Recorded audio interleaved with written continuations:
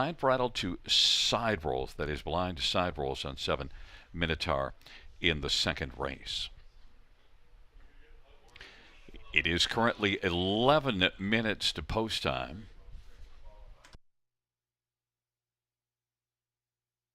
It's time to welcome in our co host live from Margaritaville and a handicapping expert, Robert Reed Jr. How are you doing, Robert?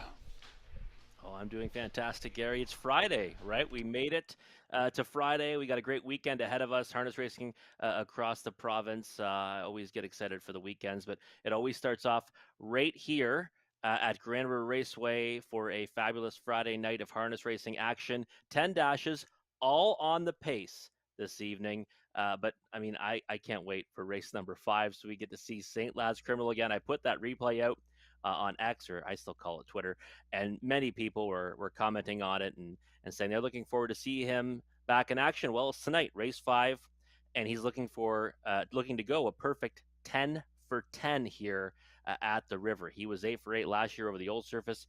He's 1 for 1 this year on the new surface. And oddly enough, and I don't know if Jason Ryan's going to like hearing this, my 3 horses of interest tonight, my spot play, my perfect 10, and my best bet are all driven by Jason Ryan. They all also have the pole position. That's BJ's Choice in race 1, St. Lad's Criminal in race 5, and then Gladiator SBG in race number 9. So I'm hoping that Jason Ryan has a big night to start off his weekend right here at the river. But I like the multi-leg wagers.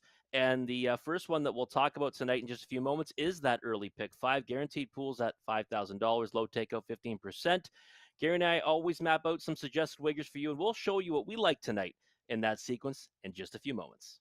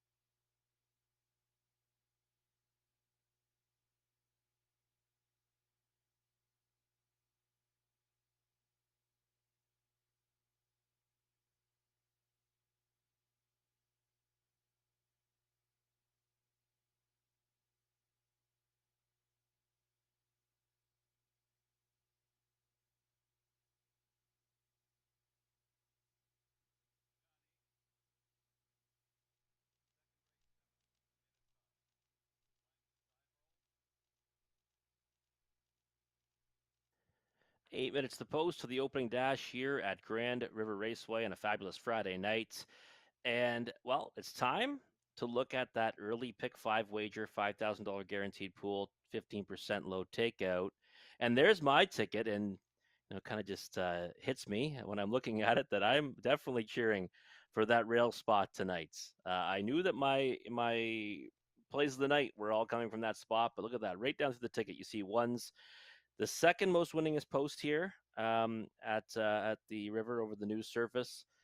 Certainly having success, not the success it had over the half, but we expected that. But there is the way I've mapped it out. We're going to start with a 1, end with a 1, and we wouldn't mind some ones in between.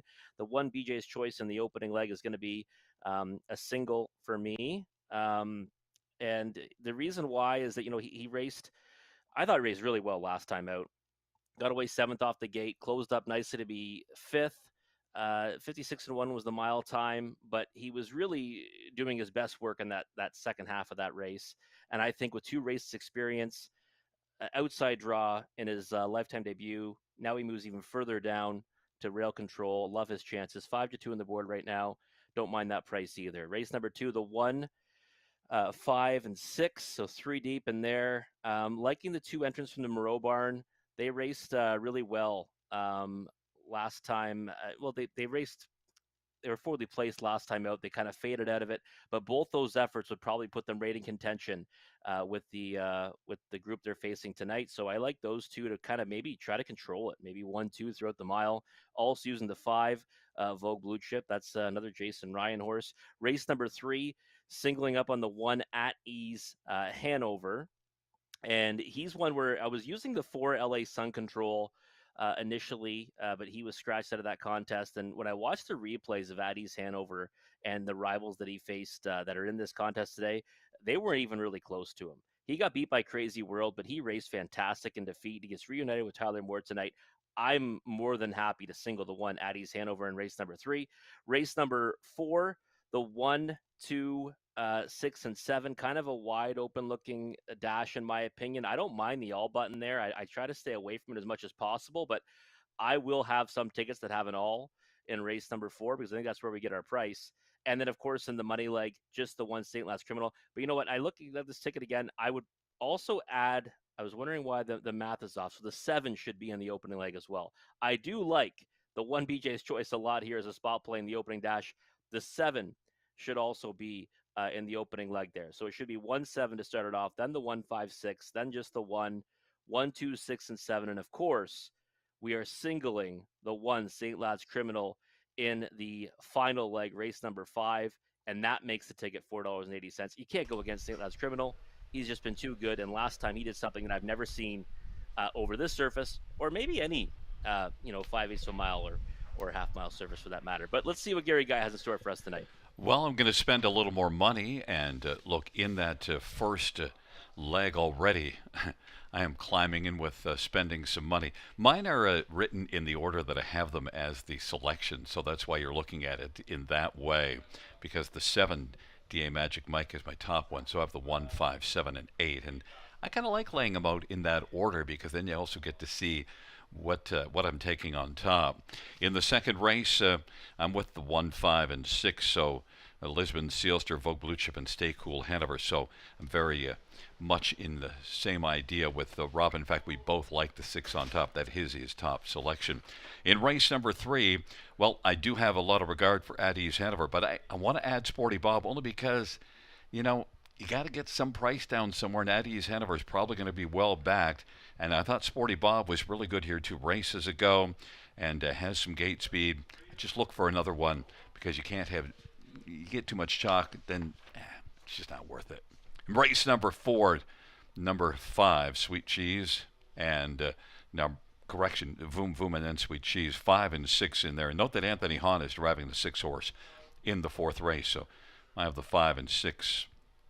And in race number 5, you know what? I think I'll take St. Lad's Criminal. Yeah, call me crazy, but I'll go with St. Lad's Criminal. $9.60. Yeah, never a bad move to take St. Lad's Criminal. And again, he's going to go off at the shortest of prices, right, from that pole position, nose back on Gary. We got 12 combinations that'll both get us to the winner's circle. I don't mind kind of spreading out more in the opening dash because obviously there's inexperience in there. And you're right, you want to try to get a price down. For me, a lower denomination ticket, I'll probably press it a few more times, and I will play some tickets singling BJ's Choice. But again, my base ticket is the 1 BJ's Choice and the 7 DA Magic Mike. I don't know if we have a ticket for Conley or not, but if we do, I can look over his quickly as well. But you got 3 minutes right now, folks. Matt, what you're winning tickets. Yeah, there's Conley's ticket right there. 1, 7, and 8. So he's adding the 8 totally tossed to his ticket. Then he's got the 5 and 6 in race number 2. So we're kind of in agreement there as well. 1, 5, and 6 in the third. So where I'm going alone with Addie's Hanover, he's adding a couple horses in, including Gary's pick of Sporty Bob. Race 4, just the 5.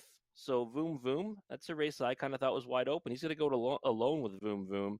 And then in that money leg, he's actually going too deep. Wow, St. Lad's Criminal and Philly Watcher. So you get St. Lad's Criminal beat, and it can pay. He's going too deep there in the money leg, $7.20. Couple minutes for you guys to map out your winning wagers, though, for this early pick 5 sequence.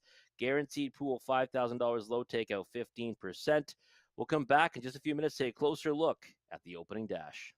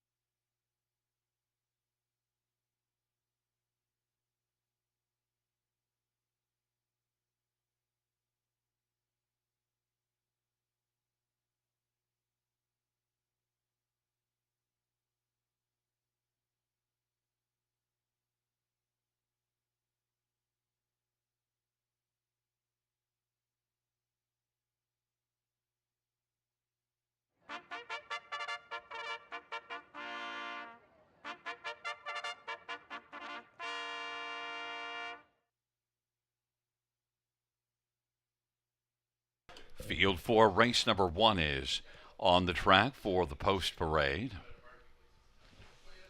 Number 1, BJ's Choice. Jason Ryan for Mark Goddard and William Brown.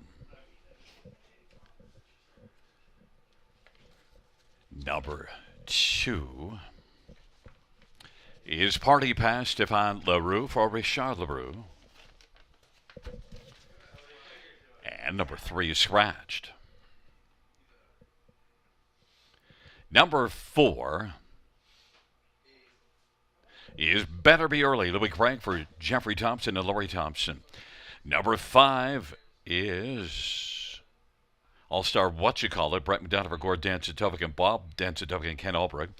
Number 6 is Ace 44 Hawk, Steve Houdon for Joe Montour. Number 7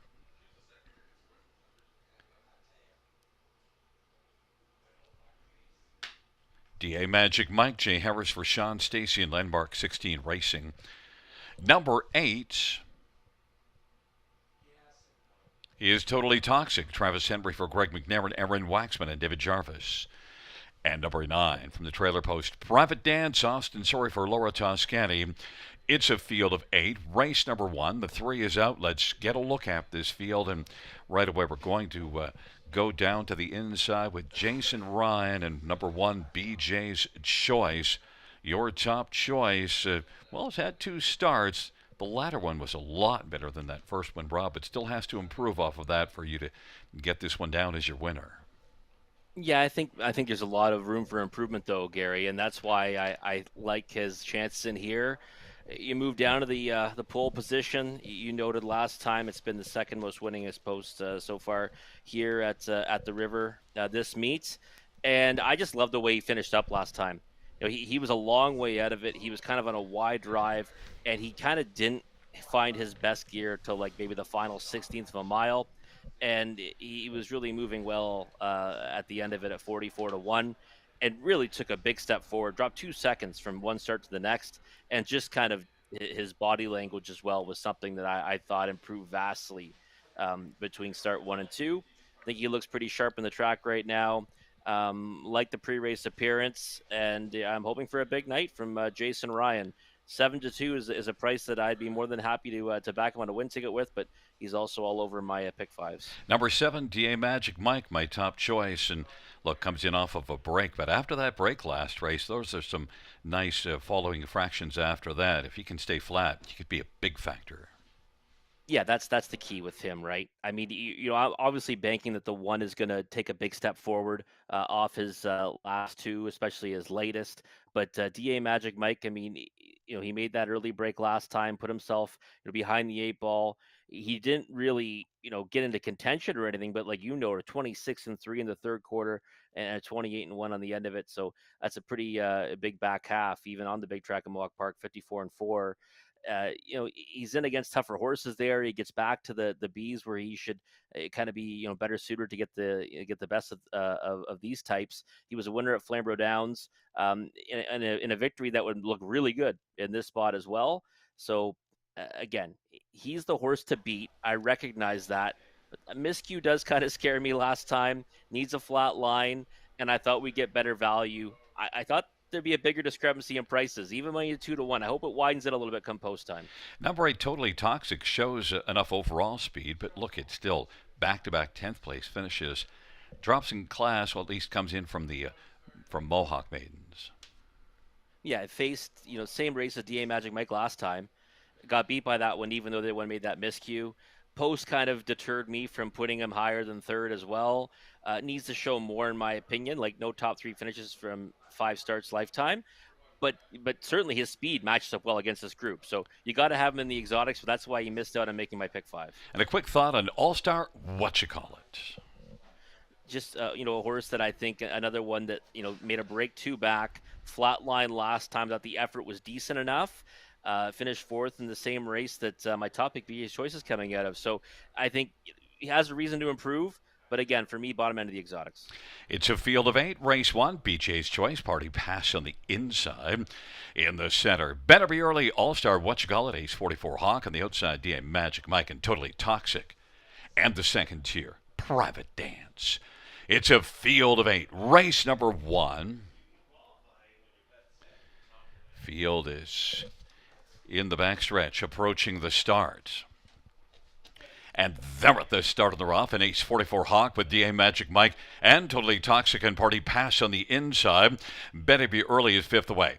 BJ's Choice is sixth right now. Then it is All Star What You Call It. And Private Dance is trailing the field. DA Magic Mike is going to come on and clear the front. 6-5 the board. Jay Harris sends DA Magic Mike to the lead. Party Pass is second. Better Be Early is third. Ace 44 Hawk. Then fifth is Totally Toxic as they work on around the term.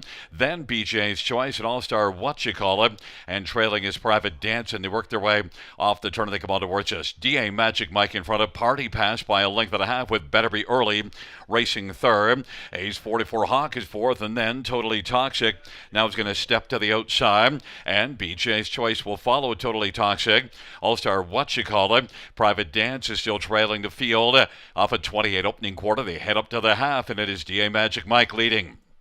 On the outside now, Totally Toxic is quickly coming and is moving against DA Magic Mike, who's going to have to pick up the challenge now. DA Magic Mike is now moving well and leads it by half a length over Totally Toxic. Then a gap of 3. Party Pass is third, Ace 44 Hawk is fourth. BJ's Choice is fifth, but still with a lot of work to do off a half of 58 as they head towards three quarters. Then Better Be Early. I'll start What You Call It, trailing his Private Dance. DA Magic Mike at 6-5, trying to hold off Totally Toxic at 9-2. Has a lead of three quarters. Valang. Then a gap of 4 or 5. BJ's Choice is kicking in hard and is come on to grab third. Party Pass is racing fourth, and then Ace 44 Hawk. Then it is back to All Star What You Call It and Better Be Early. They turn for home. DA Magic Mike looks magical in the first on. Down the stretch drive they come. DA Magic Mike motors sharply to the finish to win it. BJ's Choice is going to finish second. Totally Toxic and Better Be Early. 154-2. DA Magic Mike had the magic in the first. Robert. Yeah, he sure did. And the big thing for him, Gary, obviously, no mistakes tonight, right? He left out hard, and you can kind of make that sustained leaving bid over this surface. A lot of the drivers talk about that. That's what he did. Made the lead. And then, Totally Toxic kind of rushed at him with some authority when things were kind of slowed down quite a bit. And he really wasn't ever concerned with that rival at all. And then just opened a wide margin and jogged. I mean, I'm happy with the way, BA's Choice race. I wish he could be closer. I think that he's still learning though, right? Like he kind of couldn't get more forwardly placed than he did. And then he's just kind of got this leaving or this closing speed again, like he had last time to be second. Still learning the ropes, and I'll probably go back to him a time or two. And what a difference a year makes, because you saw at the start of that race, the outside ones come plowing on out of there. The 7 and 8 leave with the 6, and the inside horses not getting out as well. Yeah, no, I mean, obviously it's going to change race by race, but you're right. I mean, now you see where it used to be maybe, the 3 and 4 hole could kind of leave out hard and crash down on the inside horses. Now it's further out, right? Now you see it much further out there, and you could see the guys that were towards the outside of the gate were leaving with confidence now. They're not worried about it. Whereas in the old surface, if you didn't leave like a lightning bolt off the gate from post 7, you were never getting close to the lead. And post 8, well, we know that was typically a write-off. So really nice to see that more even playing field now. And because of that, your top picks were 1, 7, 8, so you get the right three. Different order, but still you were willing to use the 7 and 8 on the ticket, which you wouldn't have been doing last year. No, it was very rare, right? We used to always talk about that. I mean, if we put a 7 or 8 on top, it would have been one that we absolutely loved. And even if we had them on the ticket, we'd probably think highly of them. A lot more liberal in our uses now at the outside of the gate. Back in front of us is number 7, DA Magic Mike, a 3-year-old McWicked brown gelding, owned by Landmark 16 Racing and Hudson Standardbred. Sean Stacy, the trainer. Jay Harris, the Green Arrow. Points DA Magic Mike to the front and wires the field. 154-2, second lifetime win.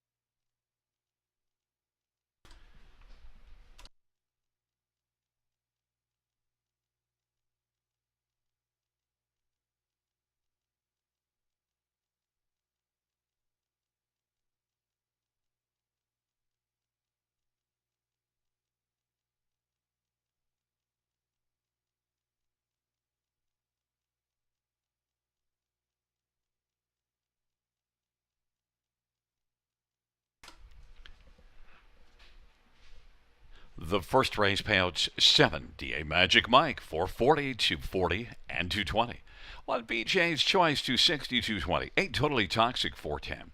$2 Exactor 1030. Dollar Tribe 1920. The Dollar Super 159.85.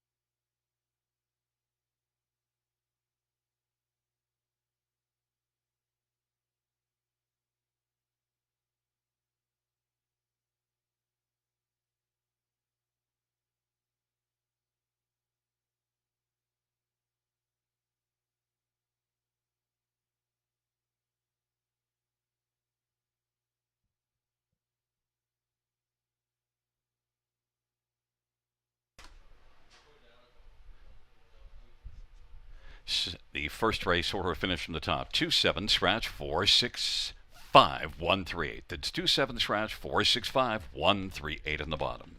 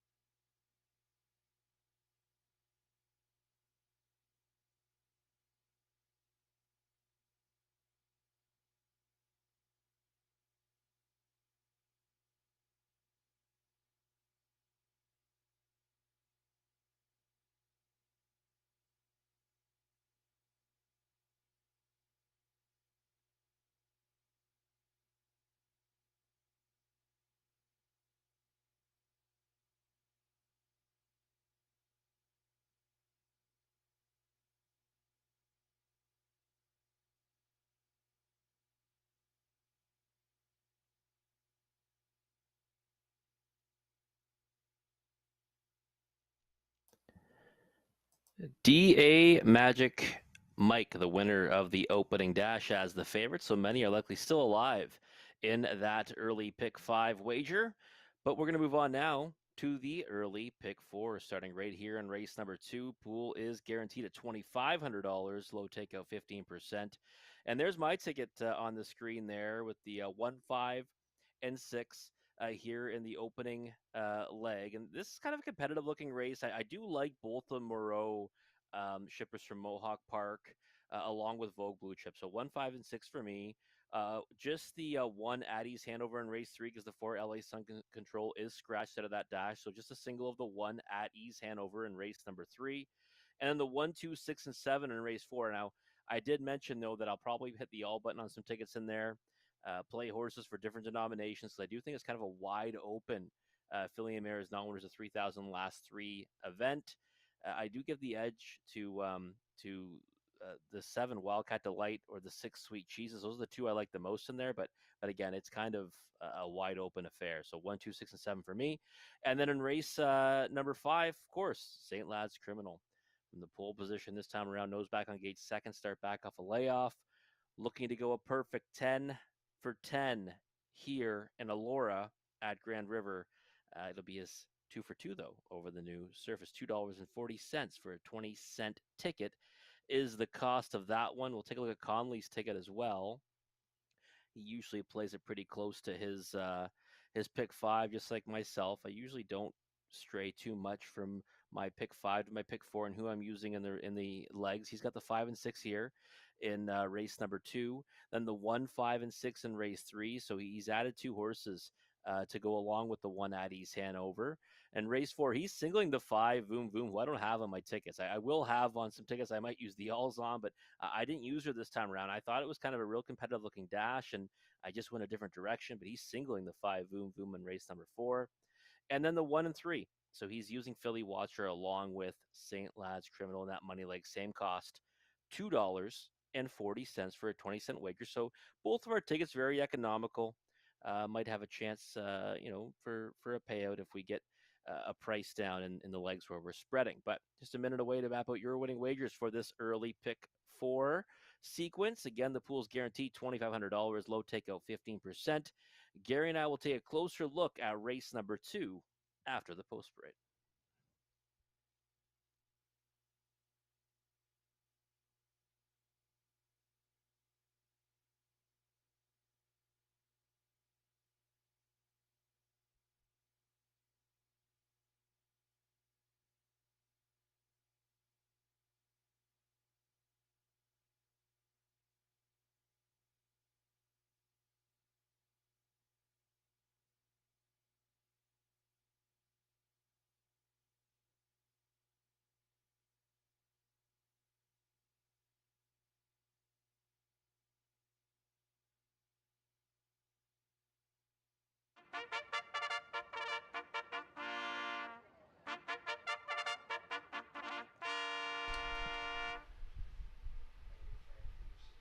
Field 4, race number 2 is on the track for the post parade. 1, Lisbon Sealster, Austin Sorry for Richard Moreau, and the owner is Richard Incorporated, Francis Richard Incorporated, and Eric Bibo, and Gaston Bibo. Number 2, Julius Hanover, Mike Whalen for Walter Whalen, and Chris Nickel is the owner. Number 3, Mucksale Hanover, Scotty Coulter drives for Walter Whalen training and Chris Nickel owning. Number 4 is Always Be Sweetest, Dale Spence for Mackenzie Spence and Shenko. Number 5, Vote Blue Chip Jason Ride for Rod Boyd. The owners are Rick McNeil and John Osinga. Number 6, Stay Cool Hanover, Brett Medina for Richard Moreau and Stephen Held and Bridget Jablonski. And number 7, Minotaur, Jay Harris for Sean Stacy and Hudson Standards and Landmark Racing 16. Note the equipment change blind to side rolls on 7 Minotaur. Field of 7, let's get right to it. And Rob, we both like Stay Cool Hanover.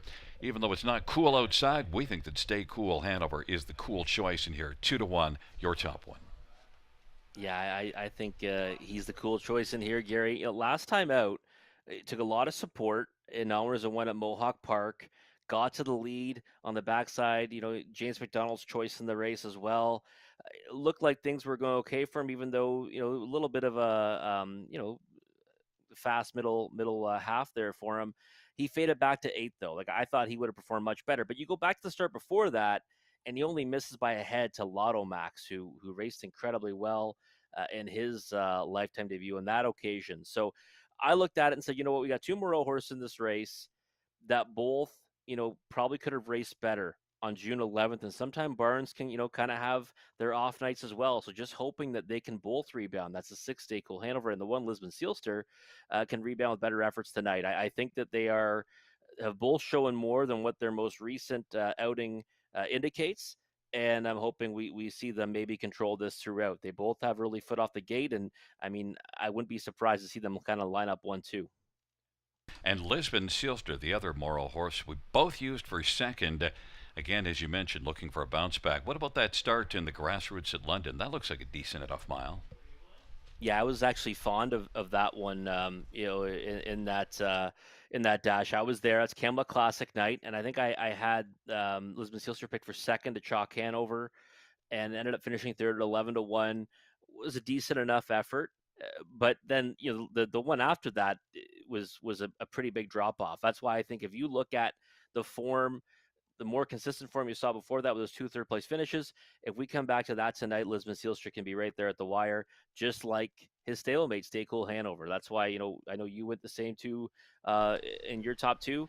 I'm right there with you with the top barn in the province. And the other thing to note also is one that's making just a fourth start of the year and did race in 53 and 2 last year as a 2-year-old late in or early November. So, there's some speed there. Number 5, Vogue Blue Chip. Good effort last race, coming late. Good back half. In fact, the overall mile was a nice even mile, beaten just ahead. Yep, it was. It was a good effort to only get beat half a length in third. That was against Mr. Commodore, who we were very fond of on that occasion. They were all kind of swarming him late. Well, this is one of the ones that almost got to him with a decent back half. Kind of even quarters through most of that mile for Vogue Blue Chip, and a horse that is winless in 16 tries, but has hit the board 3 times this season, and I think is moving in the right direction for Rod Boyd. So again, I keep hoping that Jason Ryan has a big night this evening. And 3-1 on Vogue Blue Chip's not the worst price in the world. I do like him below the two Moreau horses, but I think he's got every chance at the ticket. And I always want to try to split the two that I think will end up being the favorites in Vogue Blue Chip. And as you mentioned, beaten half a length. Vogue Blue Chip, Jason Ryan. And you're on Jason Ryan in a few spots tonight. Number 7, Minotaur makes an equipment change, blind bridle to side rolls, and has had a couple of runner-up finishes this year in 6 starts. Yeah, nothing wrong with his latest either. I mean, we both kind of noted that we were impressed with his effort, right? He blasted off the wings of the gate, 27 and 2, 56 and 4. Those are legit fractions for Minotaur. Rob, I He got got to beat interrupt by you. You know what? It doesn't matter because the 7's going to be scratched. We have a late scratch of 7 Minotaur. That's why I so rudely interrupted you. Oh, it's okay. I mean, I was talking about nonsense at that point, right? I mean, if the horse is scratched, doesn't matter.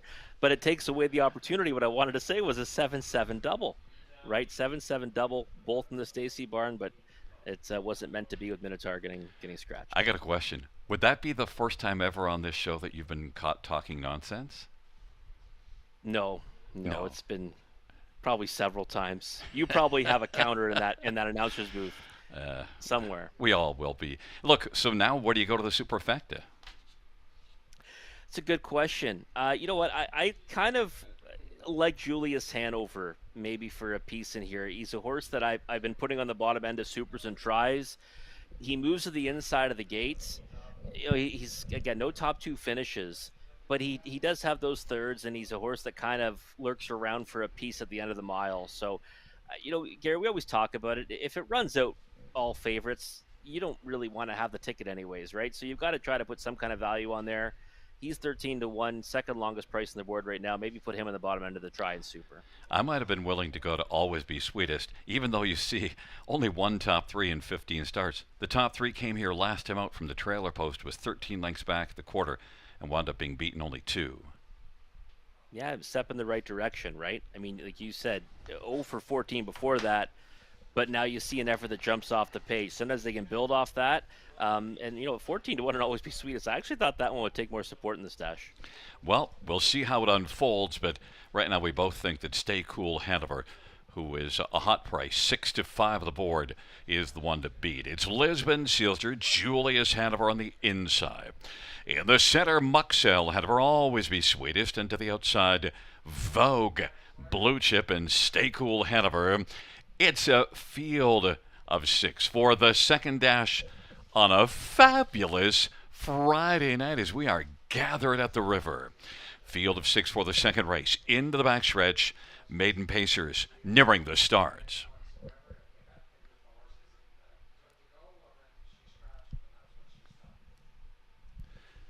And the field for race number two in the backstretch. They've reached the start and they're off, and Vogue Blue Chip, Lisbon, Sealster on the inside. Julius Hanover, Moxell Hanover went off stride. Stay Cool Hanover is relaxed away fourth, and Always Be Sweetest is fifth. Moxell Hanover with that early break in stride. Vogue Blue Chip at 3 to 1 is able to grab the lead. Lisbon Sealster is going to ride the pocket. Julius Hanover third. In behind those three is the favored Stay Cool Hanover, who's racing fourth as the field works on around the turn and heads to the opening quarter. Then fifth is Always Be Sweetest in 28-3 opening quarter, and it is Jason Ryan and Vogue Blue Chip in front of Lisbon Sealster with Julius Hanover on the inside third, and now quickly popping out. Lisbon Sealster is going to move right now on the attack and take the lead from Vogue Blue Chip. Lisbon Sealster, Vogue Blue Chip, Julius Hanover third. Stay Cool Hanover is still going to stay on the inside on around the turn, and now moving out is Always Be Sweetest, and would like to flush some cover, but no can do, because staying down to the inside with Stay Cool Hanover, who's now going to move out and follow Always Be Sweetest on the outside and be second over, and Always Be Sweetest is moving up aggressively against Lisbon Sealster. Stay Cool Hanover now is right there, second over, sharing third, and they're dueling on top. Lisbon Sealster on the inside. Always Be Sweetest on the outside. Half was 59, a 30-2 second panel. Always Be Sweetest, 6 and 0's in front. Lisbon Sealster second. Stay Cool Hanover is in a cool spot on the outside third. Then Vogue Blue Chip and Julius Hanover and Moxell Hanover, 3/4, 128-4. Lisbon Sealster has fought back against Always Be Sweetest and has reclaimed the lead of a nose. Then on the outside, Stay Cool Hanover, they turn for home, and Vogue Blue Chip and Julius Hanover on down the stretch where they come. Always Be Sweetest, but here comes Stay Cool Hanover, and Stay Cool Hanover is hot now and flying to the finish and is going to win it. Brett McDonald with Stay Cool Hanover. Always Be Sweetest is in a place photo with Vogue Blue Chip, 157-4. Stay Cool Hanover. Brett McDonald was very cool early and didn't worry about rushing it, Rob, but then he picked up a second over cover and lots left in the tank.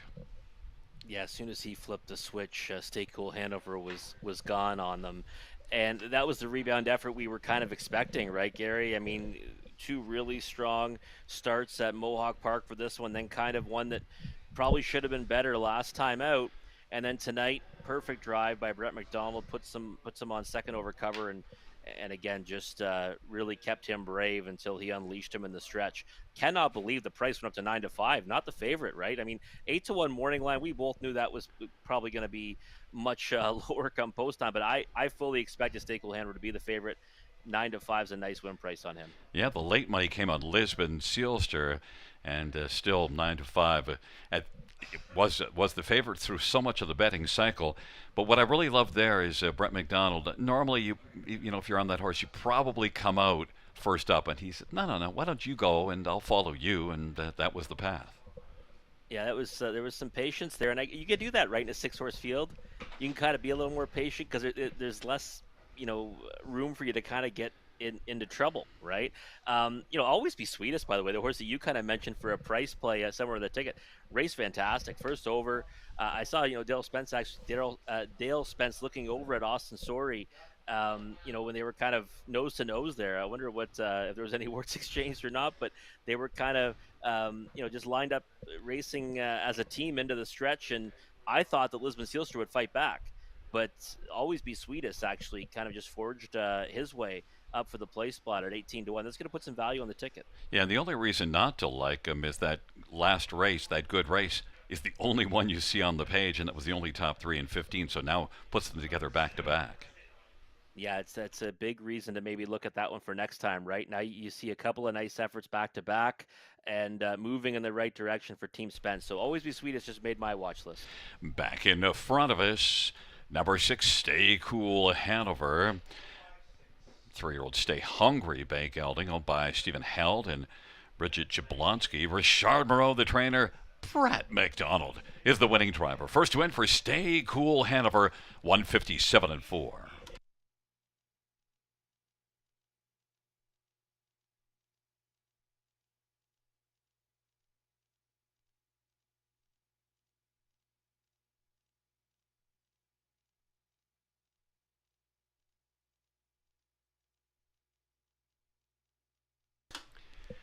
The second race, number 6, Stay Cool Hanover pays 564 30 and 240. 4 Always Be Sweetest, $8 and 440, and 5 for Blue Chip, 350. A double of 7 and 6 paying $26.30. Note there's also the consolation double of 7 and 7. And that 7 and 7 consolation double is $4.70. The exactor of 6 and 4, $57. Dollar try, $112.40. Dollar super, $765.55 on a dollar ticket.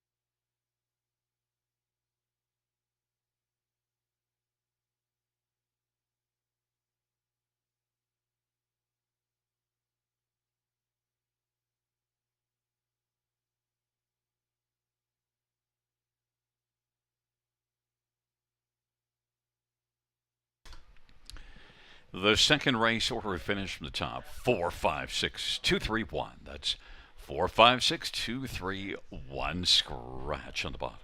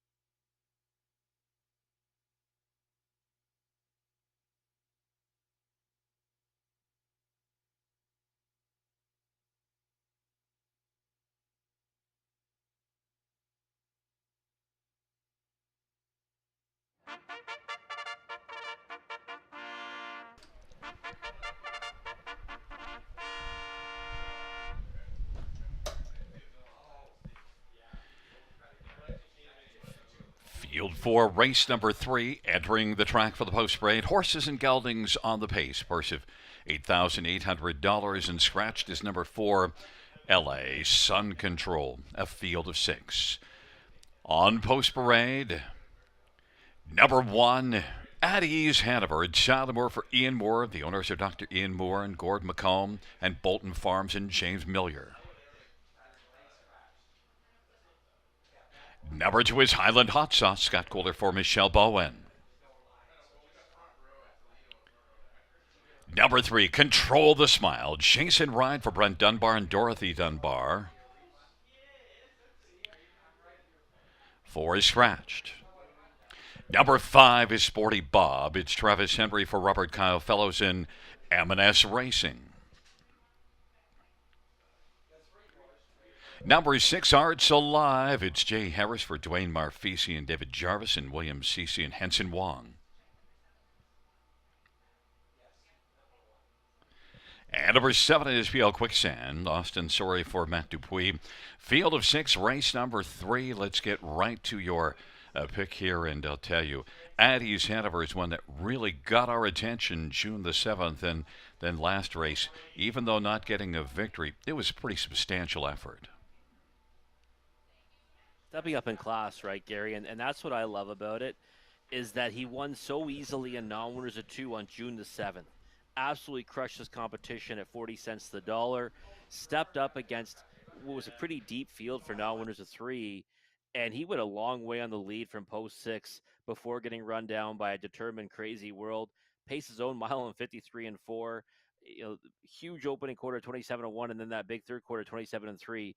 Didn't go down without a fight. And when I watched that replay, he was clearly the best of the rest. And even once Crazy World went on for the victory, he was, I don't think he was actually all out, because he wasn't going to beat the winner, and he was clearly going to be second. So I think he's going to take another step forward off that one, more acclimated to this level of competition.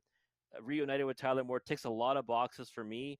3-2, I think, is a fair price on him as well. He's a horse I'm happy to have singled in the multis, and again, I think he comes out on top. The one that you've used for second, Arts Alive, and in fact, at first when I started calling him, I thought it was Art Salive, named after Frank Salive, but I guess Arts Alive.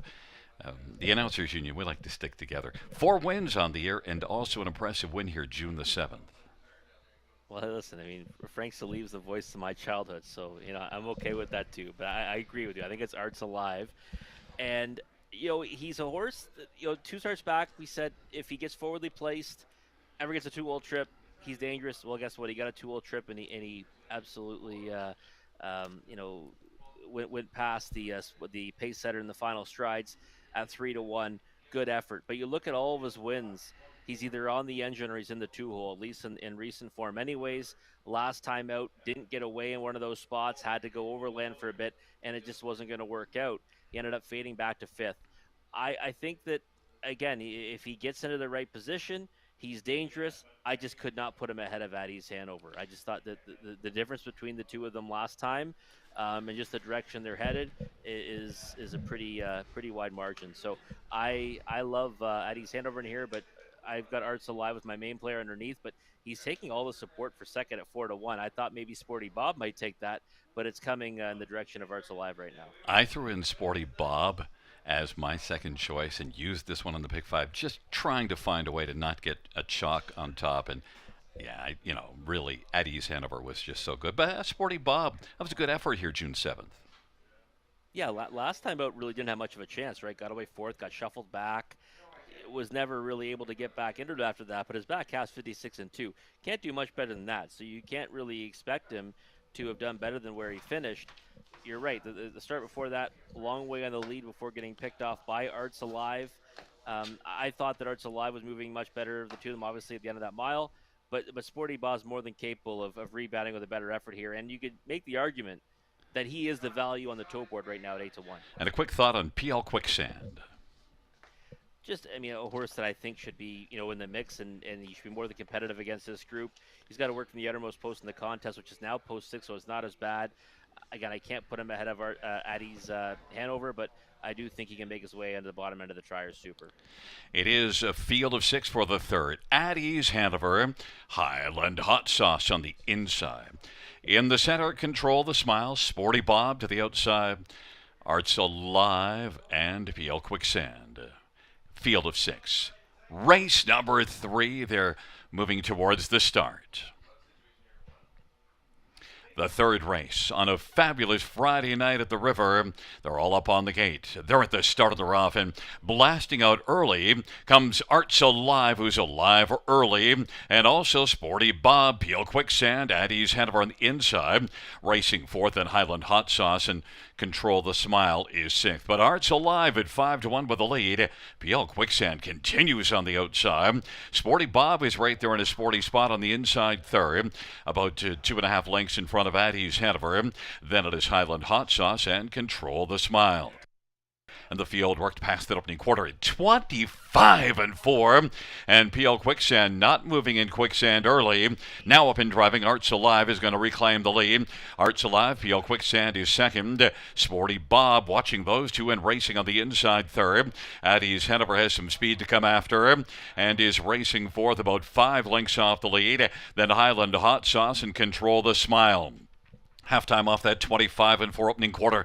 Lively 54-1. Arts Alive is alive. Leads at a length and a half. PL Quicksand is racing second. Sporty Bob is angled to the outside now and is on the move. And then Addie's Hanover fourth has yet to kick in, but he is moving and slides to the outside and now is coming on a bit. Highland Hot Sauce and then Control the Smile. It is Arts Alive. Sporty Bob getting closer. Addie's Hanover within striking distance third. Highland Hot Sauce. PL Quicksand now is backing away after hot early fractions and well back. Control the Smile. 3/4, 122-3. And now as the field turns for home, it is Sporty Bob who's got the lead. Sporty Bob, Arts Alive to the outside. Addie's Hanover. Sporty Bob and Addie's Hanover. Highland Hot Sauce is looming out wide on down the stretch where they come. Sporty Bob, Addie's Hanover now has got the lead. Addie's Hanover. Here comes Highland Hot Sauce trying to get the upset, but Addie's Hanover will have none of that and wins it. Highland Hot Sauce second. Sporty Bob third. And Arts Alive fourth, a mile of 1:52 flat. Addie's Hanover,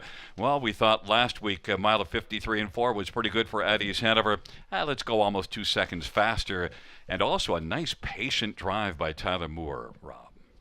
It was a patient drive by Tyler Moore. You just took the words out of my mouth because we talk about it, how the rail is not what it used to be here, right? So the rail used to be, you could kind of just half leave, and if you got to the turn, you'd be able to hold everyone off that was trying to blast out. Now they all come crashing down from the outside post. We see it again in this race. He relaxes Addie's Hanover away in fourth, and then just grabs the helmet, and really wasn't in any kind of hurry, especially fractions 25-4, 54-1, to get his way to the top until it mattered most. And I mean, you saw that late move from Highland Hospital, so I thought raced fantastic to be second, but never really a concern that that was going by. New lifetime mark 52 flat, and this horse I think also got a good education in that race after being on the engine in his last two.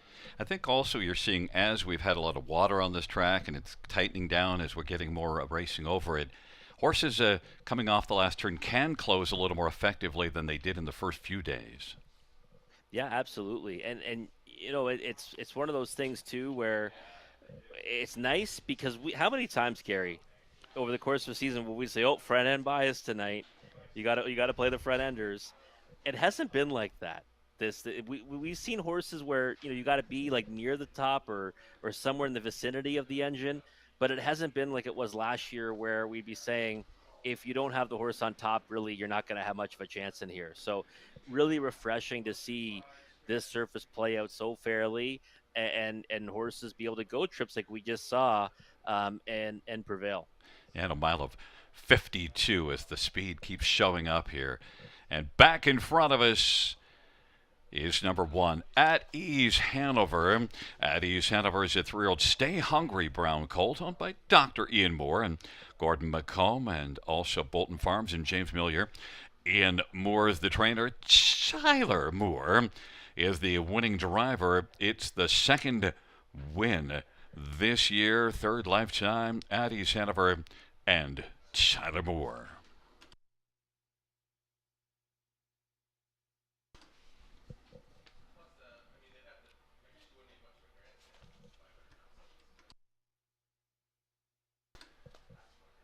There's a great look at NASCAR Moore. Tyler Moore out in the winner's circle along with Dr. Ian Moore and company.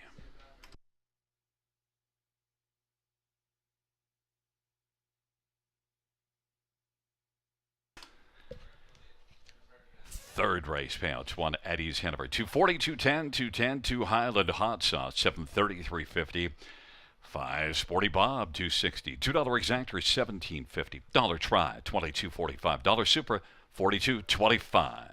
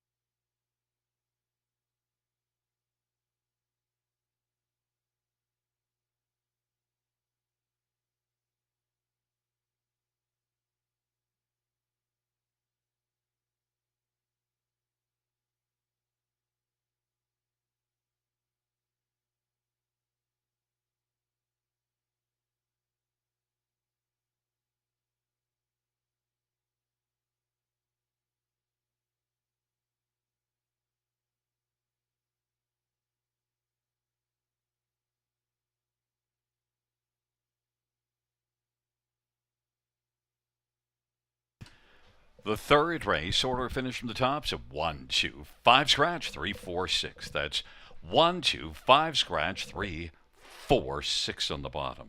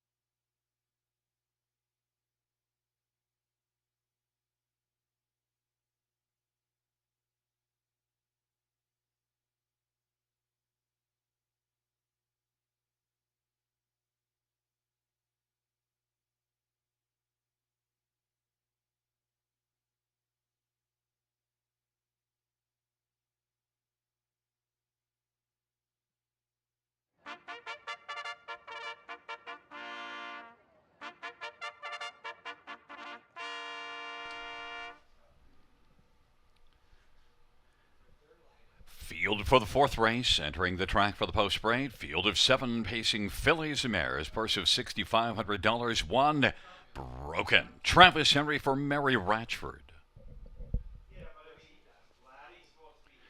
Number 2, Milio Fromage. Garrett Rooney drives for Harry Martin.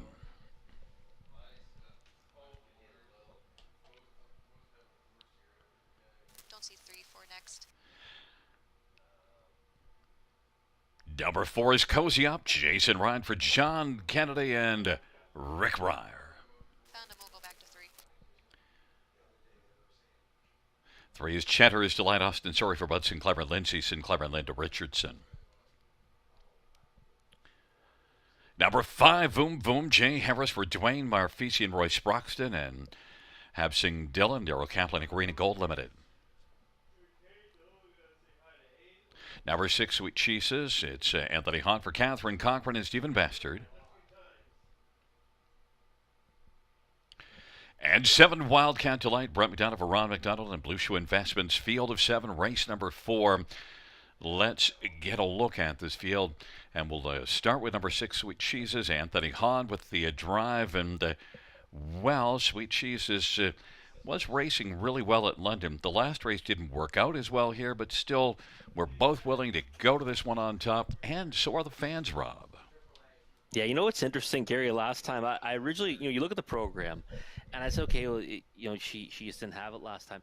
She actually raced better than the line looks because she was overland, and then when she kind of went to kind of make her move to come forward, she ended up just behind a bunch of horses, and then kind of in tight quarters where she couldn't really maneuver at all. And that's why she's 6, but she only got beat just under 3 lengths. So I actually thought she raced better than advertised. But that's why she's 7-5 right now, because she was racing fantastic at the Raceway in London. She now gets back on that regular rotation, which is ever so important. But the price to me is just too short at 7-5 in a race where I thought this one was kind of a wide open affair. But if she comes back to those previous efforts, she can beat these, no doubt about it. But if I was backing her to win, I want to see a bigger number on the board than 3-2. Number 7, Wildcat Delight, could be the sleeper value, 10-1 on the board. She's raced against tougher in the past and is one that could fit nicely in the outside post. Does it matter that much?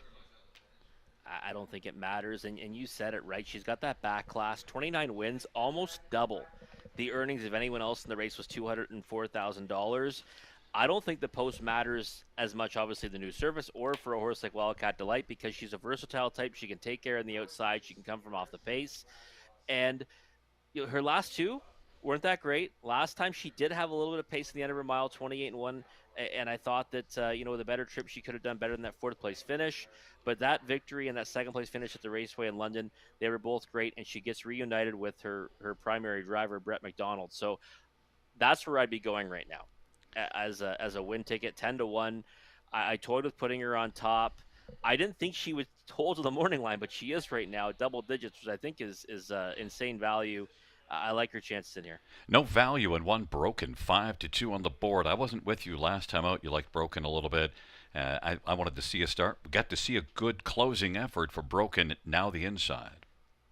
Yeah, the only reason why Voom Voom misses my top 4 here is because Broken and Milieu Fromage both ended up making, my watch list because I thought they raced good last time out. Broken kind of had no chance the way the race played out, finished up with nice pace on the end of the mile, and now obviously gets back on that regular rotation, picks up Travis Henry, who's had success with her in the past as well. So a lot of things kind of going for her. But like you said, because of all that, Gary, she's going off at an underlay right now at 3-1. I don't think that's value. I think maybe 5 or 6-1 is the right price, but I do recognize she's got a chance. Huge value on number 2, Milieu Fromage, 16-1. And she's raced pretty good in each of her last 2. She kind of hasn't had much of a chance till the race was pretty much over. Finished 2nd as the favorite 2 back in a softer group. Last time went off at a much bigger number, and she claimed the show spot. And again, I just like the way she finished her mile. So she might be sitting on a big effort. She gets Garrett Rooney back in the bike. 17-1. I would have her everywhere in the bottom end of trying the super, but again, I think this race might play out wide open, but we'll see shortly. I used Voom Voom on my pick 5 and my second choice. You probably just ran out of good horses to take in here. Well, I did. I just said, I think she's in with a big chance. That's why I'm taking an all. She's likely going to be the speed of the race. I just kind of, like you said, I like too many in here where she just didn't make the cut. Well, it is that kind of a field. There's a lot you can like, and I love that 16-1 on Milieu Fromage. We'll see if he is indeed, she is the best cheese or not. But it's Broken Milieu Fromage on the inside, Cheddar's Delight, Cozy Up, Voom Voom in the center, to the outside, Sweet Cheeses, and Wildcat Delight. Field of 7, the 4th dash on a fabulous Friday. They're gathered in behind the gate at the river, and they're nearing the start. Field for the 4th race is at the start of the rough, and Sweet Cheeses, now Voom Voom. Voom Voom's going to leave out. Then Wildcat Delight, Cozy Up. Sweet Cheeses is racing 4th, Broken 5th, and then Milieu Fromage and Cheddar's Delight as the field works on around the turn. Voom Voom had plenty of Voom early and is going to come on and with the lead, and Wildcat Delight is pressing. Wildcat Delight at 15-1 is going to clear to the front. Voom Voom is racing position 2nd as they work off the turn. And then it is Cozy Up. Sweet Cheeses is currently racing in mid-pack racing position 4th as they work their way off the turn and they come on towards us. And then it is Broken back in 5th in front of Milieu Fromage, and Cheddar's Delight is trailing the field but moves to the outside of a 27-3 opening quarter. The field heads up towards the half, and Wildcat Delight 15-1 with the lead. They head to the half of a 27-3 opening quarter. Voom Voom on the inside. Cozy Up now is going to want to cozy up to Wildcat Delight. And Sweet Cheeses is well situated 2nd over. Broken on the outside. Milieu Fromage on the inside. And Cheddar's Delight. And they race on down the backstretch. Wildcat Delight's trying to pick up the challenge of Cozy Up. And it is Wildcat Delight reclaiming a lead of about a neck over Cozy Up. Scooting through to the inside. Voom Voom is still right there in the hunt. And Sweet Cheeses is situated 2nd over. Then it is Milieu Fromage and Broken. And Cheddar's Delight in the field is reaching for the top of the spread. Off 3/4, 125 and 2. Wildcat Delight and Cozy Up. And then Voom Voom is racing 3rd and is looking for the passing lane. And Sweet Cheeses 4th has flattened out. And then Milieu Fromage on down the stretch where they come. Wildcat Delight, Voom Voom up the inside. Wildcat Delight is game at the finish. Wildcat Delight, no coming to Wildcat Delight. 2nd is between Cozy Up and Voom Voom. Sweet Cheeses is 4th, but it was Wildcat Delight. We mentioned that this one's handled tougher, or at least raced against some pretty nice ones, and has the back class. You get 15-1 with Wildcat Delight. Your second choice, Rob. Yeah, I can't believe the price in this horse, Gary. I said it too, right? I said, at the end of the day, you had to look at this horse at the price that she was, and to me, she was the value on the board. I said I didn't think you get the morning line of 10-1. Well, we got 15-1 on her, which is kind of remarkable because I thought she's the class of the race. Her last start was better than it looked on paper, and she gets reunited with Brett McDonald. And you know what? I thought she'd race maybe from the back or off cover. He took matters into his own hands and he blasted off the wings of the gate and put her on the engine, and she was good to go tonight. So big effort from Wildcat Delight and the price. I just hope that she's that kind of a number in the pick 5s and the pick 4s. I really hope she is, because if she's that kind of a knockout, we might see some better payoffs. Well, and I do love the fact that you went a few horses deep in the 4th race. You used 4 of them. It's not bad to use 4 of them if you pick up one at 15-1. You only had to go 2 deep, but you are sitting with a nice price. It's a 7, 4, 5, 6, and also we got to see speed from the outside, willing to blast from post 7. Yeah, and willing to blast. And what I love about it, Gary, is that they can leave out of there. And before that turn hit so quick, I mean, now they can kind of just have that sustained bid, right? And that's what Wildcat Delight did there. And it gives the guys the confidence to know if they've got the horsepower, they can try that move. And again, I guess she was good to go for the trip. Cozy Up, nice effort in defeat. Voom Voom, perfect trip. I thought she'd be a problem in the stretch, but Wildcat Delight was just too good tonight. It's a 7, 4, 5, 6 top 4. Back in front of us, Wildcat Delight, 7-year-old Better's Delight Bay Mare, owned by Blue Shoe Investments, trained by Ronald McDonald. Brett McDonald, the driving double on the evening. It's the third win for Wildcat Delight this year, and the 30th win lifetime, the double for Brett McDonald on the evening.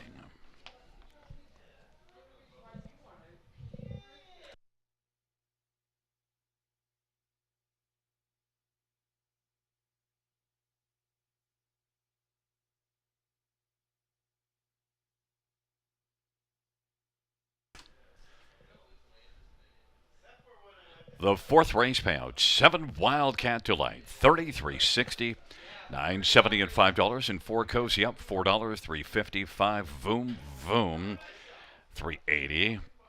$2 exactor, $190, $60 try, 481.80. Dollar super, 613.20.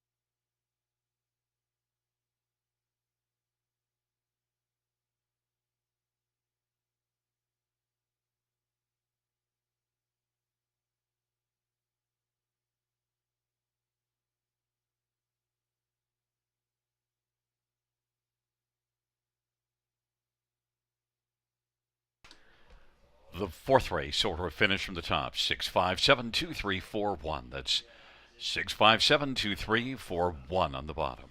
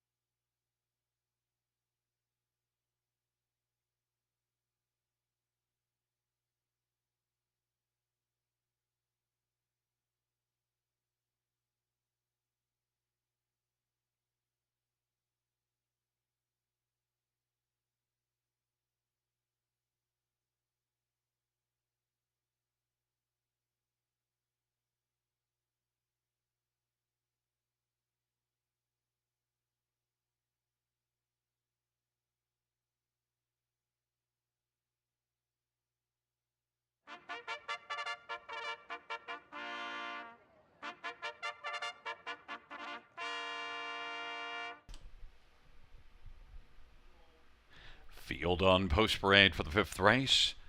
One St. Lad's Criminal, Jason Ryan for Marie Helene DuPont in the owner of CSL Stable. Number 2, Southwind Infusion, Travis Henry for Ashley Lenvoy and Gino Toscani.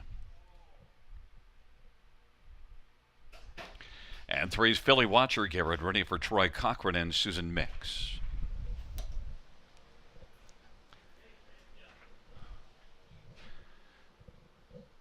Number 4, Voracious, Scott Calder for Walter Whalen, who trains and shares in ownership with Chris Nickel. 5 is Hazy Coast, Anthony Hunt for Mike Horner and Doug Wilson and Mark Horner. Number 6, Max Patrick, Jay Harris for Brett Lester and Ron Nobes and Charles Gazzola and Mickey Suter. And number 7 is Brady Hanover Tallimore for John Darling and Jack Darling. Field of 7, race number 5. Let's get right to St. Lad's Criminal.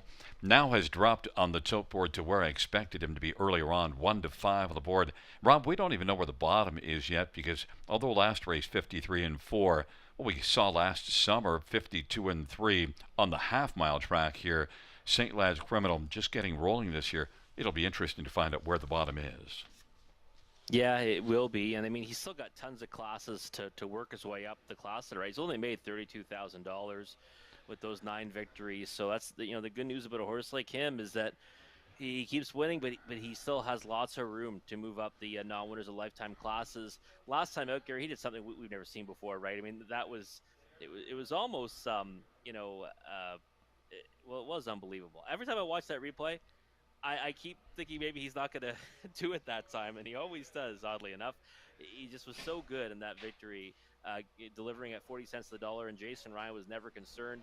That was first start off the bench. This is now second start off the bench. He has a right to step forward off it. He comes right back in the same class Sorry? and gets his nose on the gate. I could not go against him, and Sometimes 1 when I to start 5, him, he gets no so surprise. loud, so I'm trying to.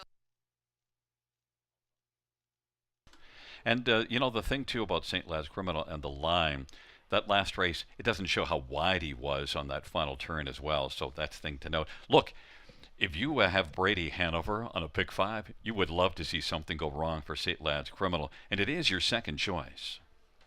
Yeah, but I'm single to St. Lad's Criminal, so I certainly want to get him down. And it's actually paying really well on him, all things considered. I mean, we knew he'd be a hefty favorite here. Last race, we obviously get a bombs away winner, but still, I mean, I still think it's a fair payout on him. But yeah, monstrous number on Brady Hanover, and he's a horse that showed all kinds of ability earlier this season, even in that victory last year. I thought he qualified pretty well. 27-1 on the end of it. T.H. McMurray was long gone. He wasn't really under much urging when he was 14 lengths in arrears for that one. So I like Brady Hanover to get, maybe the second spot here at a price of 13-1, but I fully recognize he might need a start or two before he's going to be at his best. Rob, did you notice the early money that Max Patrick took in this cycle? I did. I'm not too surprised by it because first start off the claim for Brett Lester, they always take a lot of support. And the funny thing is, Gary, when I look at the program, the first place I look is the section where it shows trainer changes, right? Barn changes, something you need to monitor pretty closely. And when I saw that, I've always been a fan of Max Patrick. Change of scenery might help his chances. And I go, he might be worth a play. Then I got to the race and went, St. Lad's Criminal's in there. So that's not going to be unpicked on top for me. He's a horse I actually liked as a long shot in the Battle of Waterloo last year as a 2-year-old. Ended up not working out for him, even though he got forwardly placed in that contest. And now, like I said, he went to the condition claiming ranks. He's going to make his first start now for Brett Lester, who has a lot of success with horses off the claim. So I get the support. I can't get there. I won't go against St. Lad's Criminal, but he is a horse I'll be using underneath the exotics. Tell me about Philly Watcher's last race, because the line is hard to figure out just exactly how it unfolded. Yeah, Philly Watcher ended up, getting forwardly placed, and I thought that, shuffled back and then was outside. Again, I thought he did well to finish third, but at the end of the day, 3 lengths in arrears to a horse that had no right to win off the trip that he had. So Philly Watcher to me is when you have to have in the mix here. But the highest I could get is fourth because the addition of Brady Hanover and Max Patrick, and of course, a horse we're not willing to side against, St. Lad's Criminal. Well, St. Lad's Criminal 1-5 and no show wagering, and that's the reason why. St. Lad's Criminal Southwind Infusion on the inside. In the center, Philly Watcher, Voracious, Hazy Coast. And to the outside, Max Patrick and Brady Hanover. It's a field of 7 for race number 5. And they're entering the backstretch, approaching the start.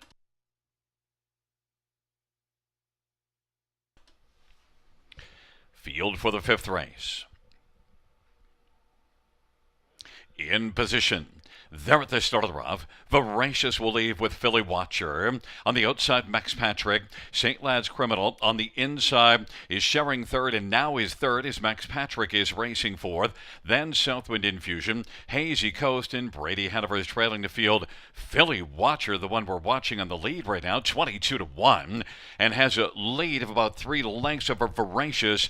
St. Lad's Criminal got away third and is going to come to the outside very quickly now. Max Patrick, and then it is back to Southwind Infusion as they race the way off the turn, but it is St. Lad's Criminal wants to quickly come on and grab the lead and is going to clear to the front just as they race past us and the 3-8. St. Lad's Criminal leads now. Philly Watcher's in a good spot in the pocket. Voracious third, Max Patrick, then Southwind Infusion, then it is Hazy Coast, and Brady Hanover has to pass them all to win St. Lad's Criminal. 1-9 on the board. Off at 27-3 opening quarter, heading up towards the half 57-2. Philly Watcher. Now Max Patrick is skating hard to the outside and has come on and has grabbed second. Philly Watcher in the pocket and racing on the outside fourth is Southwind Infusion. Then it is Voracious and Hazy Coast and Brady Hanover. St. Lad's Criminal. Jason Ryan sitting pretty still in the bike right now, and Max Patrick on the outside. Philly Watchers on the inside third. And now St. Lad's Criminal is going to start to drive away a little bit and opens up a lead of about 2.25. Max Patrick chasing second, Philly Watcher third, then Southwind Infusion and Hazy Coast, and then it is Voracious and Brady Hanover. 3/4, 126, and it is St. Lad's Criminal with Philly Watcher and Max Patrick. St. Lad's Criminal turns them for home and is striding sharply. St. Lad's Criminal with no driving is going to just coast to the finish and win it by 4 or 5. Philly Watcher was second, then Max Patrick and Southwind Infusion. A mile of 154. St. Lad's Criminal didn't have to get tested all that much in this start. So much easier from post one, Rob. Easy as can be, right? And he gets away obviously better off the gate, nose on gate, pole position, not in a rush though, which I loved. And then this time around, Jason says, "Okay, no, we want to be in control of things." Goes to the lead, and then we saw Max Patrick kind of rush at him, and there was just a kind of a brief shake of the lines, probably just to keep St. Lad's Criminal focused and okay, listen, we need to pick it up a little bit here.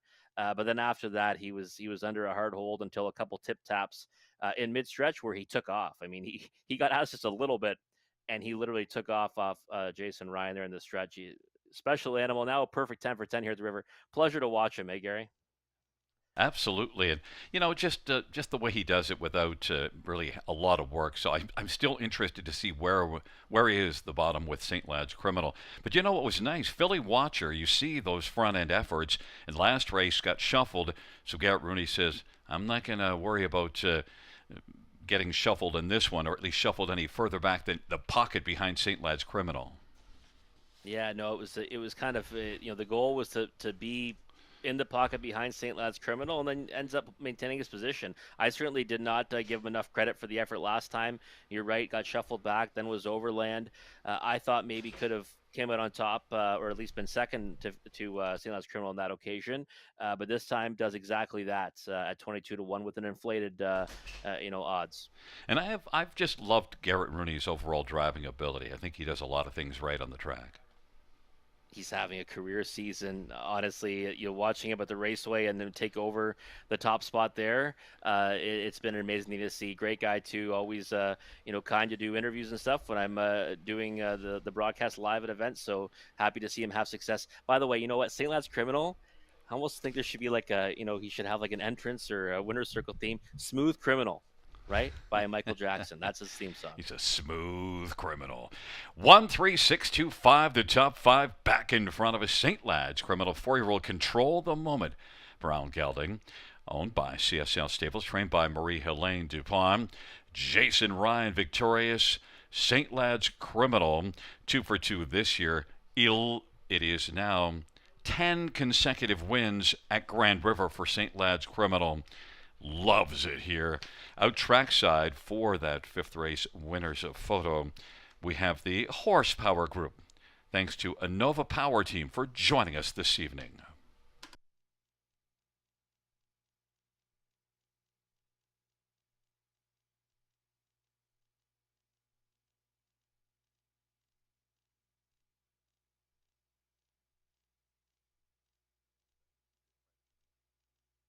The fifth race payouts: 1 St. Lad's Criminal, 210. 3 Philly Watcher, 260. $2 exactor. Forget the exactor for now. How about a dollar pick 4, 109.30. Dollar pick 5, 235.50. And Rob did get that pick 5 at a dollar high 5, 149.20. $2 exactor 410. Dollar try 10.75. Dollar pick 3, 34.85.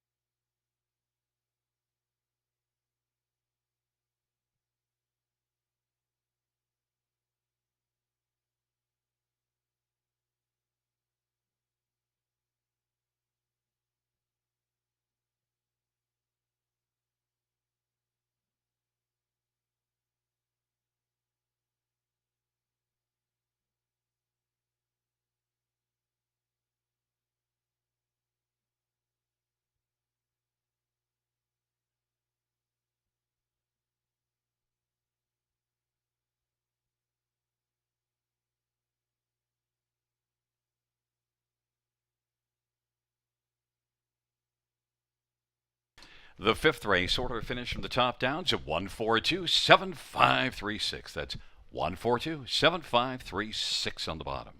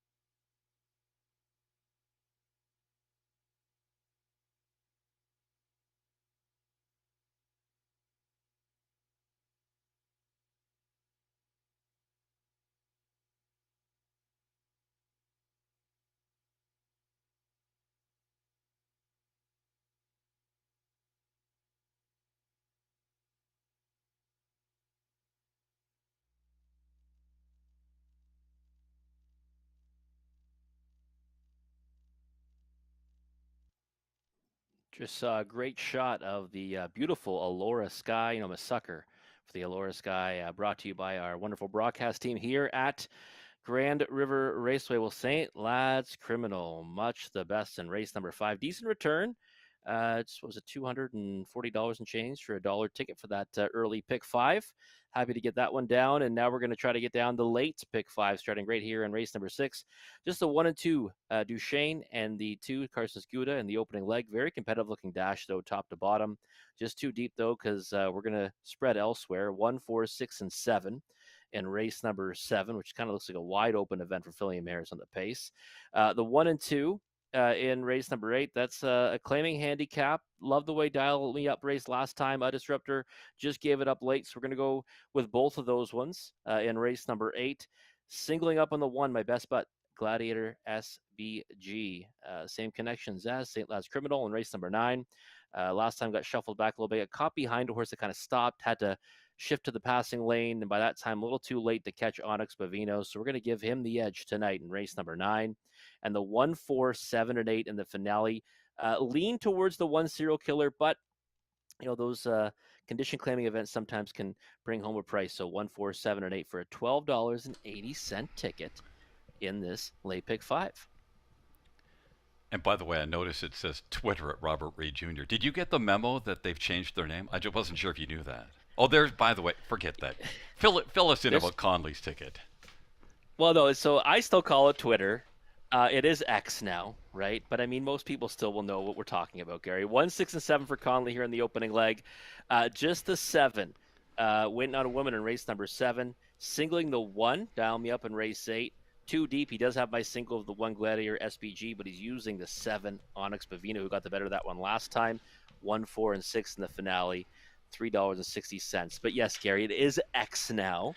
But yeah, usually Twitter still works. Usually it's old people like me that won't change. I call it X, and you young guys can't seem to get with it. I don't know what's the deal. But listen, I want to ask you about hockey tonight. I mean, you're a horse handicapper, but you love yourself some hockey, although you don't cheer for the right team, Carolina or something like that. At least I'm a Leaf fan. But Buffalo. Buffalo? Really? Carolina Panthers in football, Buffalo Sabres in hockey. Oh, I like that. But I mean, Leaf fan. But listen, tell me about the Oilers tonight. Are they going to keep it going, or does it end here? I think they're going to keep it going. I hope it goes to 7. I love that they said they wanted to drag the Panthers back to Edmonton. They did that. It looks absolutely wild right now in Edmonton. And you know what? Connor McDavid has done things I've never seen before. Maybe since '99. So I love the Oilers' chances tonight. I hope they win. I hope it goes 7, and that would be a wild finish to a series that looked like it was one-sided in the early stages. I could see tonight's game going to overtime, though, because I think Florida's going to do everything they can to not have to let it get to 7, because you get to 7, that can be a problem. But goalie Bob now, he's got to be wondering. I mean, he had all the confidence in the world after the first 3 games, but now they've lit the lamp behind him a little bit. Yeah, well, they said that he was kind of going to be a shoo-in for the Conn Smythe, right? Put the team on his back through a lot of it. not allowing anything really. I mean, substantial from Edmonton, but I mean they've cracked the code on Bobrovsky, right? So I think it goes 7. Anything can happen, and you know what? Listen, not just because Canadian. I mean, I'd love to see the Oilers win. Connor McDavid, best player in the world, he's got to get a cup. You know, goalie Bob, he's been seeing that light come on. I remember when I used to play goal, and my dad would say, you should wear a turtleneck under your uniform because then you won't get a sunburn from the red light. Oh man, he was rough on you.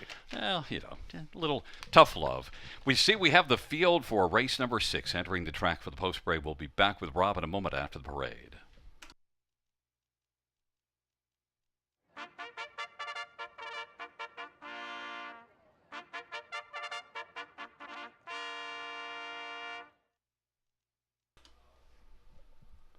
Field for race number 6 on parade 1, Duchesne. Anthony Hahn for Anthony Beaton. The owners Lisa Lafort and David Mercer and Mac Nichol and April Campbell. Number 2, Carson's Gouda. Louis Gregg for Vicky Gregg and David Carson. And 3, Layla Blue. Travis Henry for Douglas Good.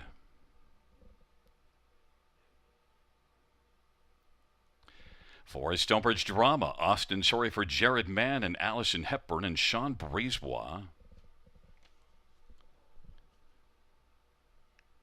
Number 6, Dangerous Curves, Tyler Moore for Rod Boyd and McCann Stables. Number 7, Faded Fire, Brett McDonald for Pam Forky and Mindy Finling Repco.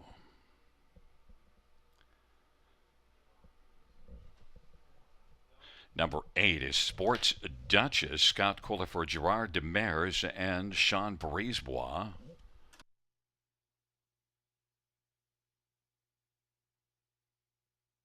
And number 9 is Sweet Gadget, Steve Houdon for Laura Toscani and Steve Shares in ownership. That's a field of 8 with a scratch of number 5, My Mother Pearl. So let's get a look at your top 4. You have 1, 2, 7, 8 as your 4 selections. Number 1, Duchesne. We were talking about hockey, so we should be going to a hockey player. Duchesne, probably, I don't know, maybe named after Matt Duchesne, but nonetheless, 6-5 as the favorite.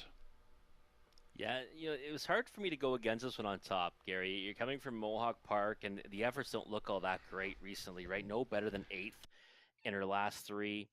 Before that, though, in the bottom condition there, it was 2nd, and it was a 3rd as the favorite against similar company back in April. But we've seen horses kind of make this transition, and it worked out well for them. Rail Control, Anthony Hahn. And obviously the barn that just took down the North America Cup last weekend. So I think that she's kind of the one you have to go to. Does she have to win? Is she a slam dunk? Absolutely not.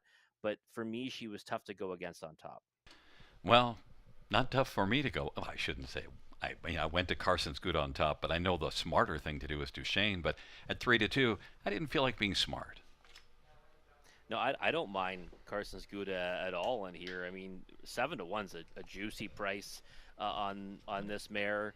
I know you liked her last time as well. She raced well from off the pace. She got away 8th off the gate. She was 10 lengths out of it early. I mean, that was a race where My Mother Pearl really turned in a big effort first over for the victory. I mean, unfortunately, she scratched tonight. I was hoping to come right back to her. But Carson's Gouda should get a better trip tonight. I think she's going to get forwardly placed. She was a good second to Miss Quicksand 2 back, and even before that, just missed to Layla Blue, who I'd probably bump up my rankings now just on what I've seen from her tonight. But Carson Scuda, I think, seen with a big chance, and 7-1, you're getting the right price and then some. Faded Fire gave a really strong effort last time out. I mean, second beat in 3/4, but it was a solid effort. Yeah, it was. She got away, or she kind of kept driving for the lead. She got away, and then she moved to the outside, went to the lead. I was kind of surprised to see that from her, to be perfectly honest. So she was the favorite in the contest.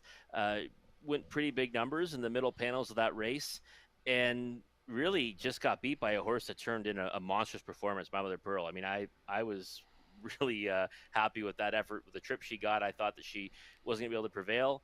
Fate of Fire was a good second. Before that was Victorious, and by all rights should have a good chance in the year from the 7 hole. I mean, usually you'd say, oh, going out to post 7 is going to be a problem, but we know now over this new service it's not. So I think she's one you can use in here, and 5-1's probably a fair price. And then number 8, Sports Duchess, 23 lifetime wins. I bet you in every one of those 23 times she won, I didn't have her on top. She's one of those horses that zigs when I'm zagging and vice versa. I'm in the same boat with her. I think I'm never right on Sports Justice myself. 11-1, good third last time. Hit the board in 3 of her last 4, and again, the 8 hole's not the 8 hole of old. So I think she can work her way into the race here, and I thought she raced well enough to merit some respect. She's not getting it right now at 13-1 though. I did go to Stonebridge Drama in the third spot, and I know it's a step up in class, but this is a mare that's won a bunch in the past. And maybe that last race can be a bit of a boost now because it was off form, but that last race was a lot better. Yeah, my dad used to always tell me, don't ever doubt a horse off of victory, right? Like, you always got to give them a second look because they might just be able to raise their game because their confidence now, and maybe she does that here. Like I said, this race is interesting. If Duchesne doesn't get the job done, it's kind of wide open after that, and you can convince me taking 13-1 on one like Stonebridge Drama is not a bad place to go.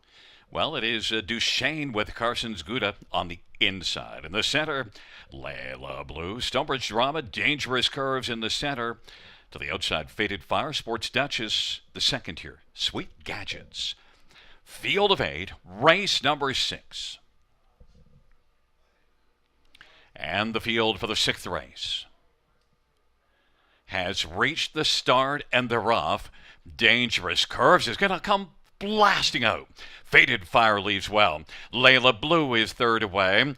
Then it is Carson's Gouda, Duchesne on the inside. Then Stonebridge Drama. And then it is Sweet Gadgets, and Sports Duchess is trailing the field. But Dangerous Curves around that first curve, 6-1 on the board, and has the lead right now. Dangerous Curves and Tyler Moore sent to the front. Faded Fire right there in the pocket. Layla Blue is going to come first over, giving cover to Duchesne as they race their way off the turn and roll on towards us. And then working on the outside as they come up towards us now is Carson's Gouda. Then on the pylons, that is Sweet Gadgets, and the trailing pair is Stonebridge Drama and Sports Duchess. But Dangerous Curves is getting tested by Layla Blue first over. Fated Fire may have a good fate, is right there in the pocket on the back of Dangerous Curves, and Duchesne is well situated second over. Then on the inside, it is Sweet Gadgets. Carson's Gouda is part of the outer flow, but is racing 6th. And then on the inside, Stonebridge Drama and Sports Duchess trailing. It was a lively half of 55-3. Dangerous Curves. Layla Blue. Faded Fire inside third. Duchesne is racing fourth. Carson's Gouda still on the outside. From the backfield now, it's Sports Duchess moving up on the inside. Sweet Gadgets and trailing Stonebridge Drama. 3/4 coming up for Dangerous Curves at 6-1, still with the lead. Faded Fire's been getting a good trip, backing away. Layla Blue on the inside. Sweet Gadgets. And then on the inside, Stonebridge Drama took the short way round the turn. 3/4 124, and Dangerous Curves as they turn for home still leads it by a couple of lengths. Faded Fire, and then Sweet Gadgets on down the stretch where they come. Dangerous Curves, here comes Faded Fire. Faded Fire is going to get this one. Dangerous Curves, well, got passed by Sweet Gadgets. Dropping back to third was Dangerous Curves, and then Stonebridge Drama. But Faded Fire, 150 to won another quick mile. And Faded Fire was able to blast from post position. Well, it will be post 6 in this one, but got that pocket ride and used it well, Robert. Yeah, and you know what? She was on fire in the stretch, right? I mean, wow, did she ever come out of that pocket with authority? And she just blew by Dangerous Curves. I thought Dangerous Curve looked fantastic at every point in the mile. I said, wow, maybe I underestimated her chances after she was a strong winner here in a softer spot two back. But nope, Faded Fire just blows by, and that's a real nice victory there for this one. Now 3 consecutive top 2 finishes, Gary, right here at the river. Yeah, and what we saw with Faded Fire really was last week too, blasting out of there and kind of showed the hand that it was a pretty good mile to maybe springboard off of. Yeah, it was, no doubt about it. You know, and this horse, for me, like, always one that would kind of, I thought would do their best work kind of off a helmet or and today getting forwardly placed and then just rumbling home out of the pocket. I mean, you see she's just flying away. from Dangerous Curves and Sweet Gadgets. By the way, I mean this is really going to spice up these exotics even more, right? We get a 4-1 winner, and we get a 35-1 shot underneath. I mean, this is going to be some monstrous exotic wagers. Absolutely, and the trailer post to boot. But that's a nice price of 35-1. And also, we should mention Pam Forkey is having a very fine year. 13th win now in just 46 starts.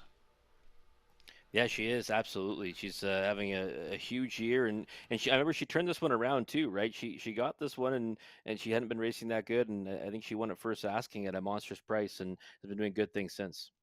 Back in front of us, the winner of race number 6. It's number 7, Fated Fire, a 4-year-old straight shooting bay mare, owned by Mindy Finling Repco of Delray Beach, Florida. Pam Forkey is the trainer. Brett McDonald, Smiling Brett with the driving hat trick. It's the 4th win this year, 10th lifetime. Fated Fire. And out trackside, we have the SA Waterloo Patio Party Group, the group from the Manulife team. Hope you're enjoying your fun night on the patio. Our group from the Manulife team.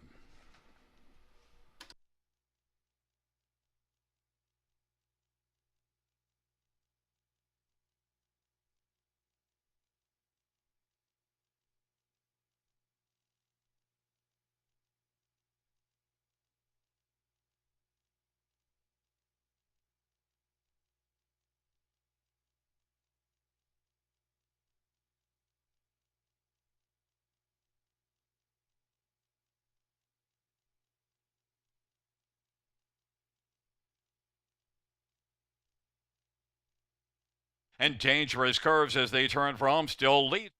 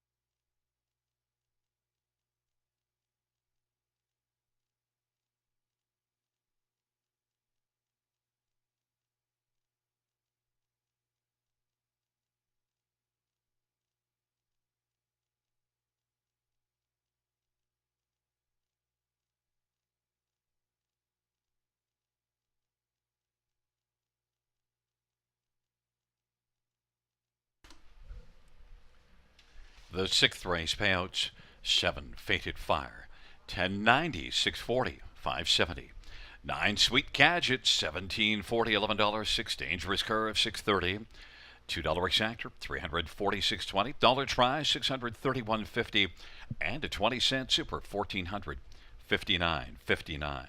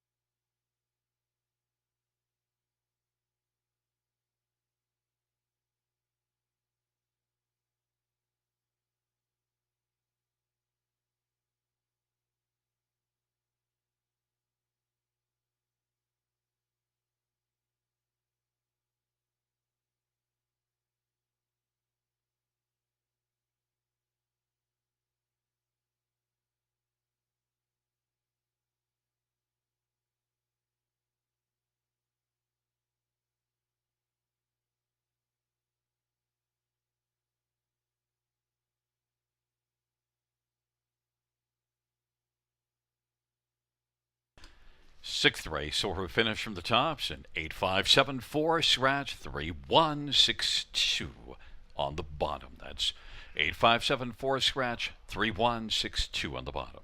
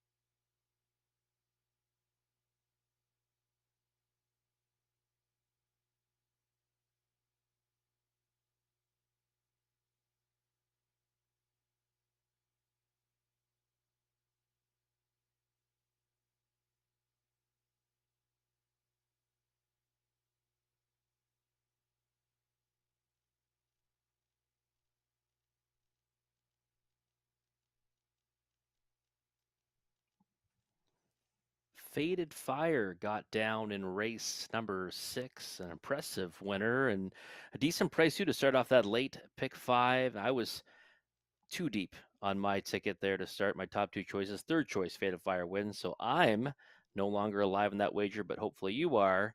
But either way, we get to now play the late pick 4 starting right here in race number 7. That same low takeout of 15%. And there's a ticket I've mapped out for you. Kind of a tricky race, I thought, here. Going 4 deep here, 4 of the 7, 1, 4, 6, and 7. Actually, I like the chances of the 6 Bright on Better Be, even though off some time between starts. But I think she's good enough to take this out with the right kind of trip. 19 to 1 right now on the odds board. Race number 8, just a 1 and 2. Claiming handicap event. They finished 1-2 last time, the one dial me up and a disruptor. And I think today they've got the inside draw. They'll probably push out of there and they might control it again, those two, and come down to the best mare win at the wire. So too deep for me in race number 8. Just the one Gladiator SBG in race number 9 for the combination of Ryan and DuPont. I think that's last time out, he would have been much better if he had a fair crack at it. He kind of got uh, taken back by a horse that got tired on the engine before coming back on to only get beat a neck in second to Onyx Bovino, who he faces again tonight. The finale leaned serial killer, so on some tickets I might go to that one for a little extra ticket here and there. But I'm going 4 deep with the 1, 4, 7, and 8, thinking that those condition claiming events can sometimes produce a little bit of value. So 1, 4, 7, and 8, and race number 10, $6.40 for a 20-cent ticket. I think Conley's got a late pick for us as well. But another great shot of the Allura sky. I love the beautiful skies in Allura. I know Gary makes fun of me, but I just don't see that here in Newmarket. I just don't get to see that, or in Margaritaville, as Gary says. Conley's ticket, very inexpensive. If you want to play on a budget here to kick off your weekend in this late pick 4 sequence, just the 7, Waiting on a Woman, from that outermost post in the contest, singled up. He's going right back to a single in race number 8, the one Dial Me Up, she was a winner last time, so certainly no problem in putting the nod in her direction. Race number 9, the 1 and 7. So he likes my single, but he's adding in Onyx Bovino, who did win against that rival last time out, and then 1, 4, and 6. So we're kind of similar there in the finale. He's adding Buddy Light to his ticket, and I had 2 others in there. $1.20 for Conley's late pick 4 ticket. But you've got a minute or so to map out your winning wagers for this late pick 4. And the takeout's always a low 15%. Gary and I will be back in just a few moments to take a closer look at race number 7.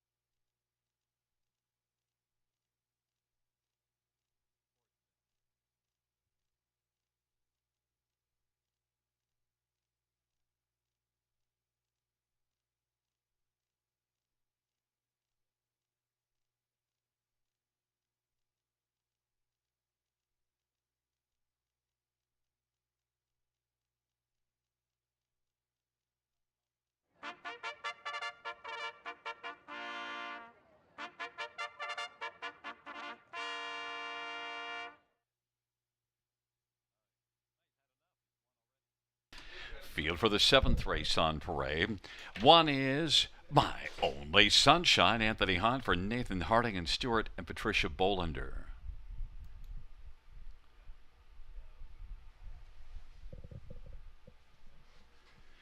Number 2, All-Star Finest, Jay Harris for Gordon Dancitovic and Bob and Zoran Dancitovic.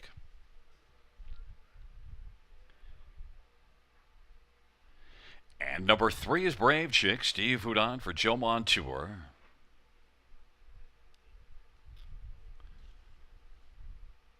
Four is Happy Looker, Scott Kohler for Mark Winnicott and Donald Smith and Donna Parker.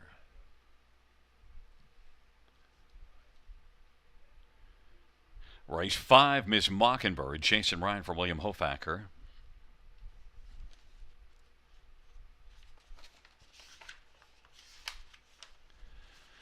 Number 6, Bride Down Better Be, Natasha Day for Kendall Ron and Brighton Farms.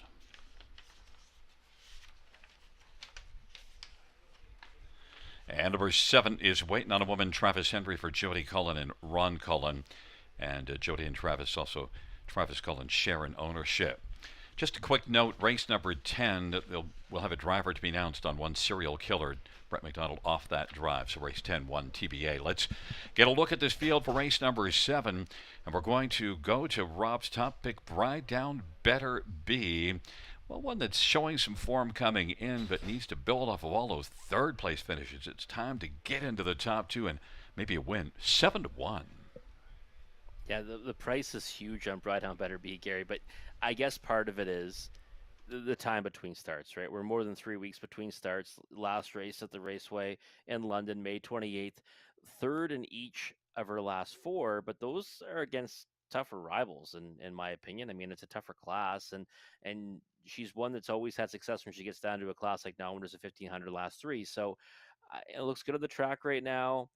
A horse that can overcome a lot of trips too. She can race from off the pace. She can take a lot of air. I like her chances in here, and I'm going 4 deep, obviously, in the multi-leg wagers. So it's not like I have the utmost confidence in her, but I do think she's a value play right now at 7-1. Well, and certainly you hope that price stays. One that you're not getting a price on, your second choice, one My Only Sunshine. Well, 2 races ago here, raced really well before tiring late in the mile. Kind of, if you're backing that one, you kind of hung your head and cried into the stretch with My Only Sunshine. But the last race was a bounce back performance, finishing 3rd. Yeah, it was. I mean, the thing is for her is that this is now 4th start back after a bit of a layoff, and the first start at Western Fair actually is the one I wanted to talk about first, because she was first over and kind of challenging, and I kind of took notice of her in that effort and said, okay, you know what, she's probably going to take a good step forward in her next one, which that was the one where she kind of went gangbusters on the engines. 26 and 1, 55 and 1, just too much for her, right? Faded back to 6th, easier trip last time, a good 3rd. So you would think she can build on that. My worry was she's going to get over bet. Now 2-1's probably about a fair price. I think anything lower than that, though, I'd not want to go in that direction on a win ticket. But I do recognize she's a big time player here, and especially from that pole position, she should be able to work at a reasonable trip. Number 4, Happy Looker, is one that I'm often willing to use on the ticket, but not on top. And Happy Looker is right now the 2-1 favorite. Yeah, there's a few times in recent efforts I thought she might come out with a victory, and it hasn't worked out that way. Last time, I could have I could have used her on top there. I think good price at 9-2. She got beat a length, Stonebridge Drama, but a horse that I think is always kind of in the mix, right? Like she gets another decent post to work from. Does not look out of place against this group. I mean, that's why I think Brett on Betterview is so much value here, because she's facing softer than what she's been going up against. And Happy Looker, you can maybe make the same argument as well, same class, but maybe a softer group. So 2-1 on the board, nothing too appealing about that in a win ticket, but one you have to have in the exotics and the pick 4. Number 7, Waiting on a Woman. I used this one on top, but hasn't raced since May the 11th. Scratched vet sick last time out, but Power Barn. Yeah, I mean, never want to really bet against Jody Cullen, but for me, this one, I couldn't get higher than fourth because that outermost post in the contest, I think that's gonna, be tricky for her because she doesn't necessarily have that snap speed off the gate. Had been facing pretty good horses, but then that vet scratch due to sickness and a condition claimer, I wasn't sure what to make of it. So I put her in the fourth spot, using her on the tickets. 5-2 to me is a bit of an over bet. I couldn't get there on a win ticket at that price. Well, she's dropping in class, and that was a big thing for me. I've seen her against tougher, but my only sunshine, All-Star Finest on the inside. Brave Chick, Happy Looker, Miss Mockingbird in the center. The outside, Bright Out Better Be, Waiting on a Woman. It is a field of 7 for race number 7.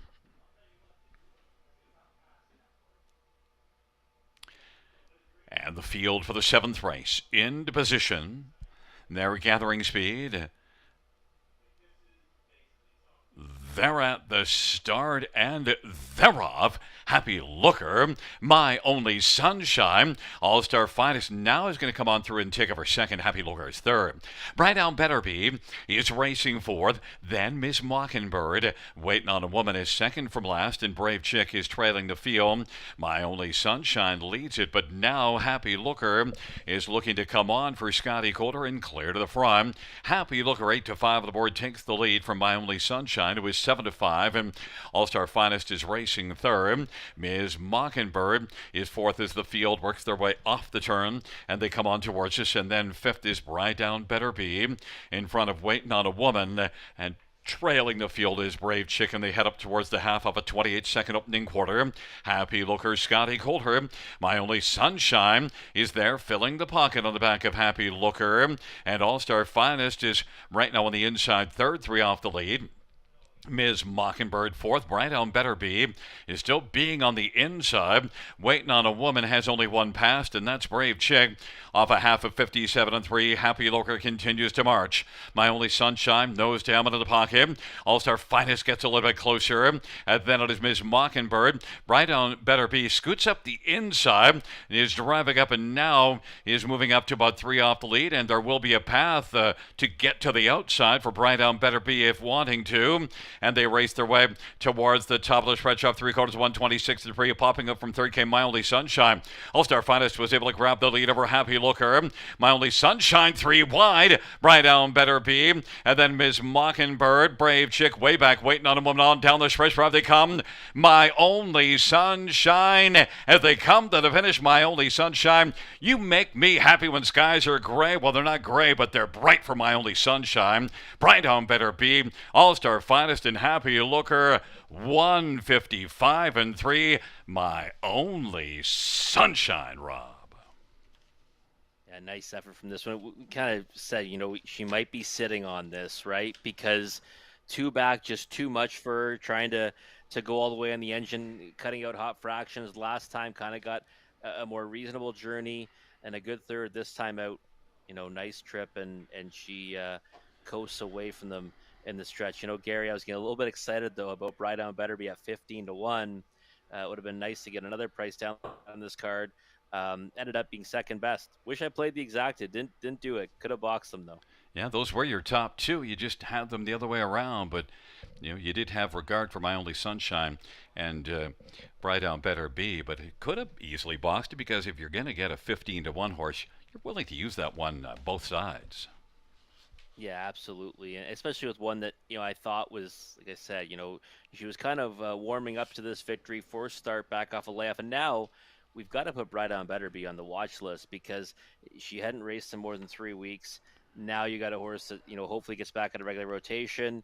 Right, I hope she comes right back here at the river, and we'll take another crack on her, probably at a shorter price. But I thought she raced really well in a trip where she was protected by Natasha Day. And All-Star Finest actually did a fair amount of work and managed to be on the top 3 at 7-2.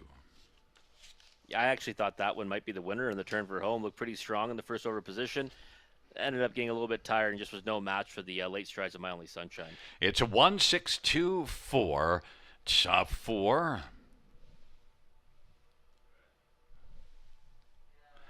Back in front of us is one My Only Sunshine. Number 1 My Only Sunshine is a 6-year-old Sunshine Beach Bay, Maryland, by Stuart and Patricia Bolander.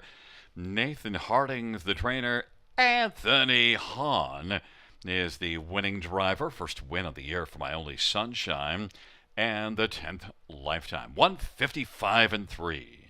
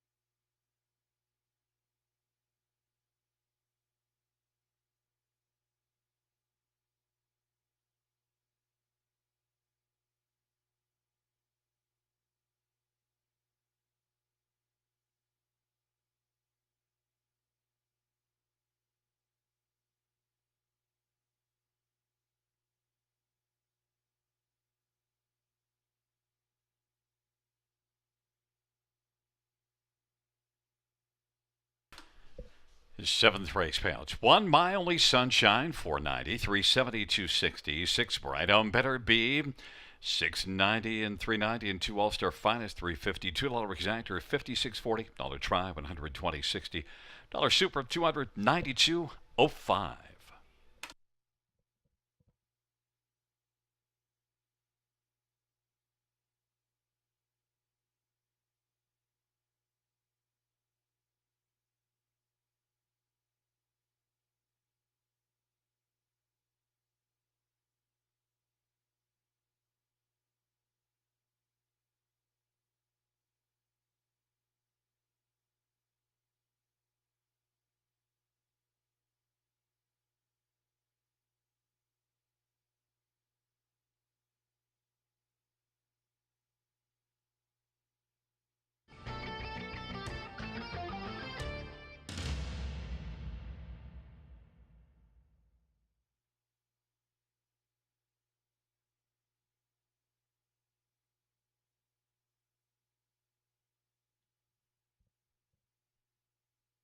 Fans note in race 10, driver change to Boots and Bryan will be Travis Henry. Travis Henry driving 2 Boots and Bryan.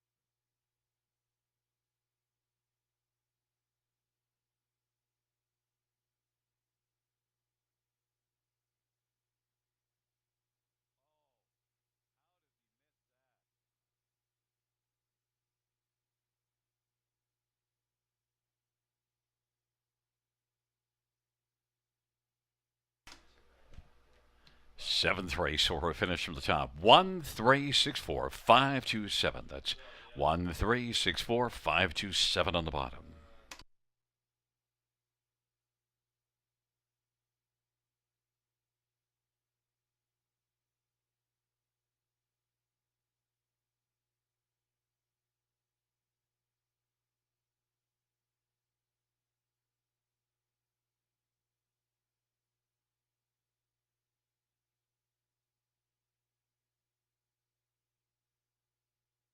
Glass, the last great son of legendary sire of sires, Some Beach Somewhere. Also new in 2024, Lawless Shadow, an O'Brien Award winner for 2-year-old pacing colts and geldings. Double millionaire betting line, sire of 5 winners of over $400,000. Eric Wicked, the richest pacing stallion in harness racing history and Hall of Fame inductee. Trixton, sire of 6 who have earned over $500,000, including O'Brien Award winner Evident Beauty. Also standing Archangel, Better Than Cheddar, Better's Delight, and My MVP. For more information, winbackfarm.com.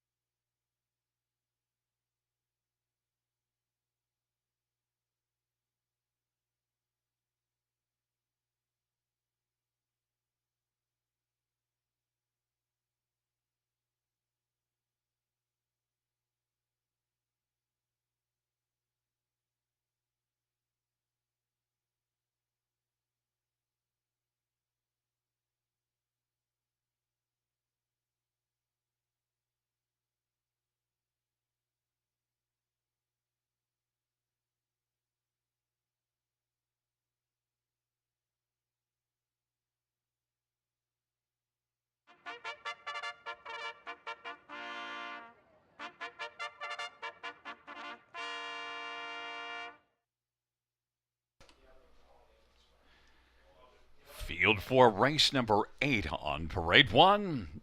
Dial Me Up, Travis Henry for Sandra Perot, and the owner is Michelle Goodrow.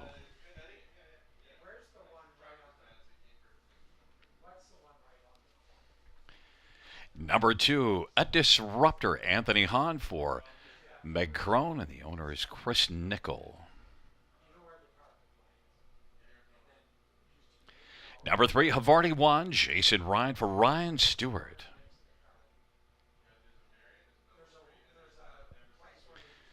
And number 4, Shady Memories, Garrett Rooney for Gerard Demers and J.R. Merrois.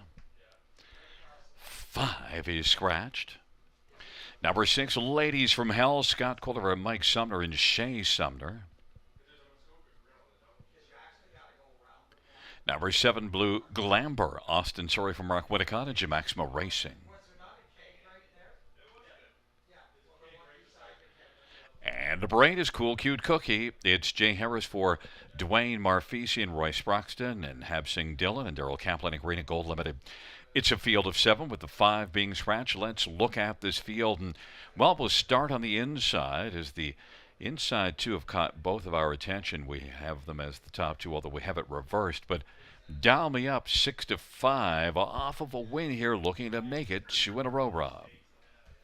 Yeah, and I think you can go back to her off that effort, Gary, because 2-hole trip to a disruptor, but she kind of won, with authority on the end of that mile. I think she looks okay on the track right now as well.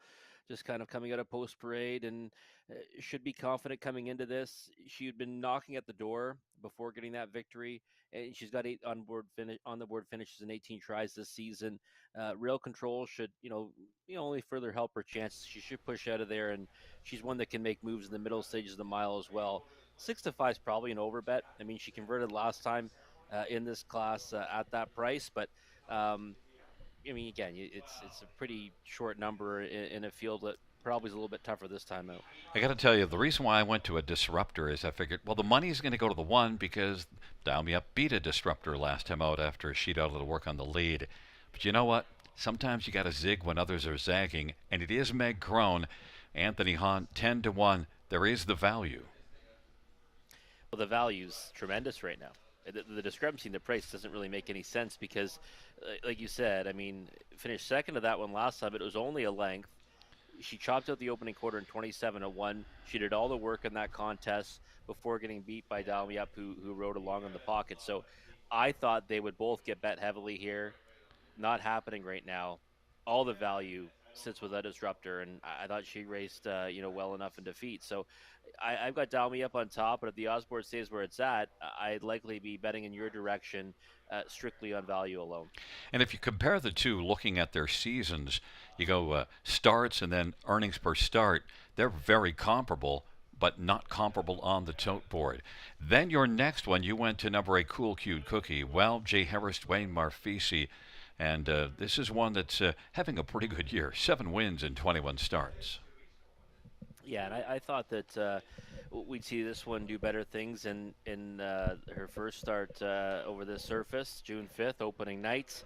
She went to the lead. She cut out the opening 3 panels, but she 26-4 opening quarter, right? So that probably certainly took the sting out of her. She faded back to 6th, came back with a decent effort to be 4th at Georgian Downs, and then raced from just off the pace to claim the show spot behind the 2 we just talked about last time.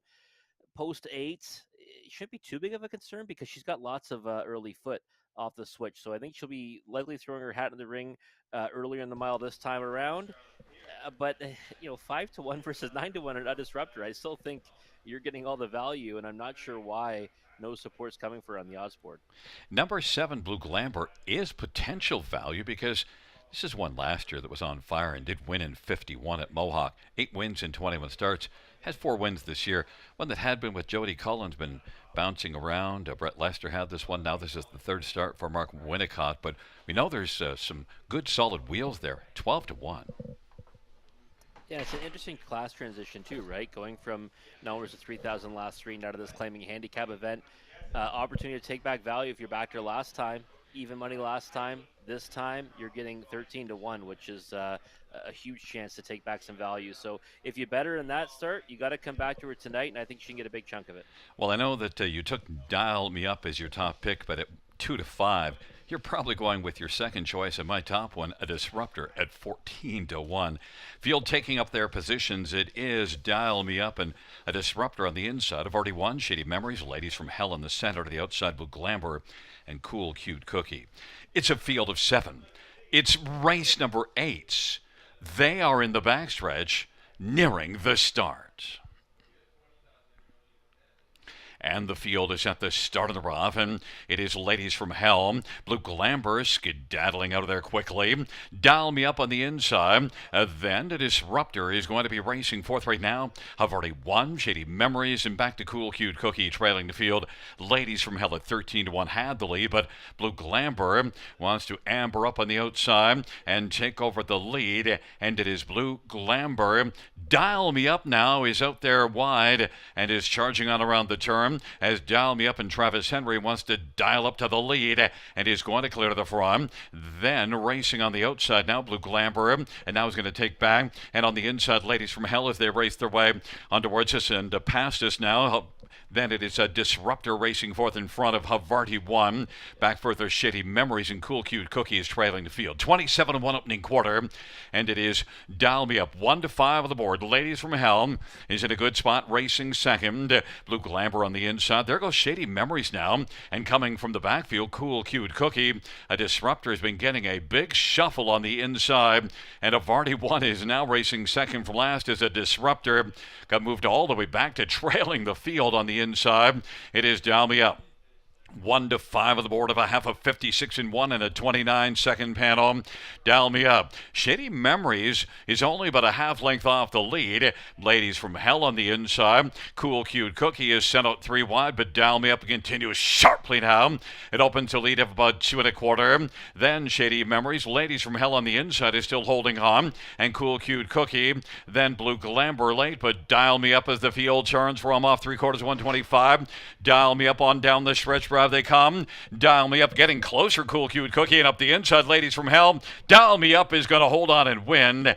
Then second goes to Cool Cute Cookie. Then Ladies from Hell and Blue Glamber. 154 and 1. Dial Me Up was a winner. But you're not going to take a whole lot of cash home with you. 1 to 5, Rob. I mean, she got bet off the board. I mean, she took money throughout the sequence, Gary, but it came in by helicopter late. And I mean, she raced, well in victory. I mean, there's no doubt about it. She had to work kind of hard in the early stages to get to the front and then put up that invisible shield in the stretch, holding them off. You could see she was getting tired. And they were going to get to her, but they weren't going to be able to get past her. So double up score for Dial Me Up, but you're right, 1 to 5. It was a tough pill to swallow on her. Well, at least you get to swallow a winning ticket because it's better that way than trying to get her beaten because it didn't look like she was going to be beaten no matter what. And solid drive by Travis Henry also to work it out. Yeah, it definitely was. Cool, cute Cookie, I thought was pretty good getting into the play spot there. Kind of racing. I thought she might try to leave out of there. She decided to race off a helmet, and she was kind of chasing the winner Gambler to the wire.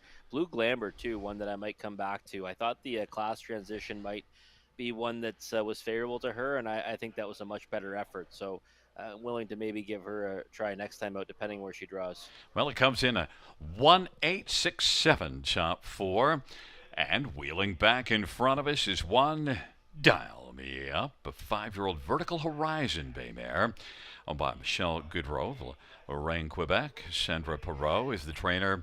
Travis Henry, the winning driver, 3rd win this year, 12th lifetime. Dial Me Up, 154 and 1.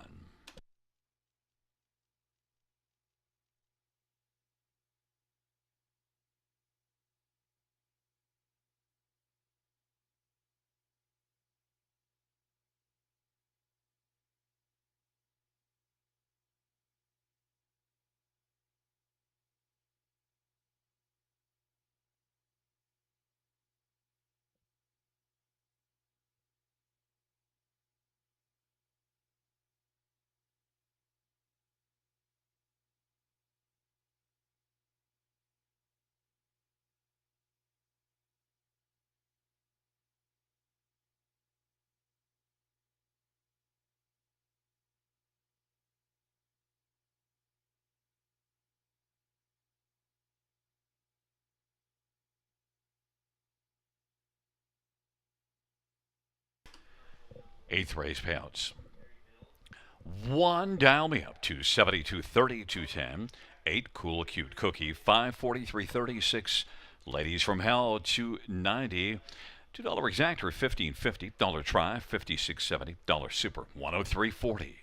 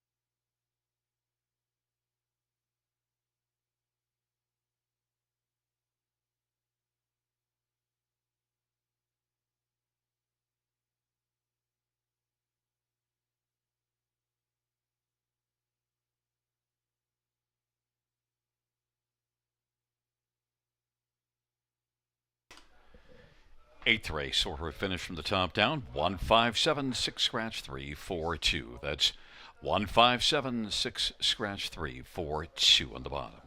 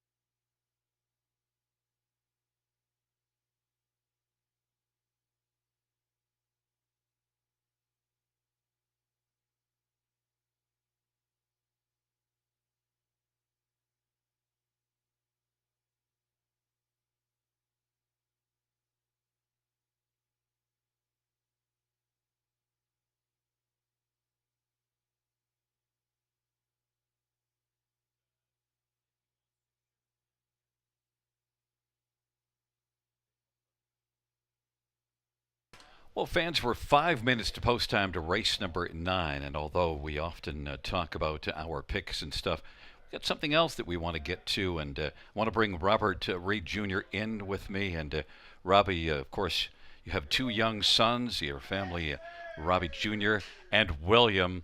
You're normally visiting every racetrack across the country every weekend, but Saturday you got something else on your mind that you're going to have to, well, you'll be involved with. Fill us in about Saturday and your sons and what's involved. Yeah, tomorrow morning. Basically, every year they have this big fundraiser for Hemophilia Ontario, which is the organization that supports, families and mostly kids that have hemophilia. And my sons both have hemophilia type A severe. Which is a bleeding disorder, very rare disease. And we just always have made it our mission to raise as much money as we can for that charitable event, which takes place at the Toronto Zoo. This year, because of the efforts of my son Robbie over the years, they've actually named it after him. They've called it Robbie's Walk, so it's obviously means a little more to us this time around. And now he's also got his little brother William with him as well, who's just a year and a half. Is going to be at the walk with him, and they're walking to raise money for Hemophilia Ontario, who does so many great things for kids and the community of those who have hemophilia. So it's at the Toronto Zoo tomorrow. If anyone wanted to learn more about it, they can certainly go to my profile page on X or Twitter, as I like to call it, Robert Reed Jr., and they can learn more about the event. And if they were wanting to make a donation, they can do so, and it would go through Robbie's team and directly to Hemophilia Ontario, Gary. 9 more days remaining, and that campaign ends on June the 30th. And I see you're a little past the halfway point of trying to get to your goal of $3,000 raised. Yeah, so right now, that's Robbie's personal goal was $3,000. Our team goal, I think, was $5,000. We're over the halfway mark for that. They've actually already raised the goal for the entire event, which was $6,000. Again, obviously a smaller charity for a rare disease, so it doesn't get a lot of exposure. But we're trying to change that, and we're hoping to reach our goals to really knock it out of the park. And build on that event for years to come. So, thanks for letting me talk about Well, it tonight. can I you tell really me again appreciate exactly that. again how exactly are people going to just find the link so that they can send a few dollars into that program? Well, the easiest way to find it is going to be through X or Twitter by looking at my handle, which is easy at Robert Reed Jr. And then pinned as my top tweet is going to be a tweet that has a link with some pictures of Robbie as well throughout his hemophilia journey and the link to the actual campaign. So, and again, it all goes through Canada Helps. You can get a tax receipt as well for the donation. Yeah, it's a really nice setup that they've got there. Well, certainly a couple of really good-looking boys. Obviously, they've taken after their mother, and you've done very well raising those two boys. And I wish you the great success tomorrow. Go ahead. I knew that was coming. I can't help you out without a dig. It always starts off as what sounds like a compliment, and then I get the backhand, which is okay. I like that. And you're right. They both take after Megan's looks, no doubt about it. But they are, they'll be at the river this year. I guarantee you that. We'll get out one day, and I know Robbie wants to make his on camera debut, but I don't know if it would be wise just yet at the age of 7. But I know he always sees me on camera and says he wants to do that one day. So I think we should accommodate that on Industry Day this year. We could have Robbie Jr. make his camera debut. awesome. Sounds great. Thanks again, Gary. We'll see you back right after this post parade to talk about the horses for race number 9.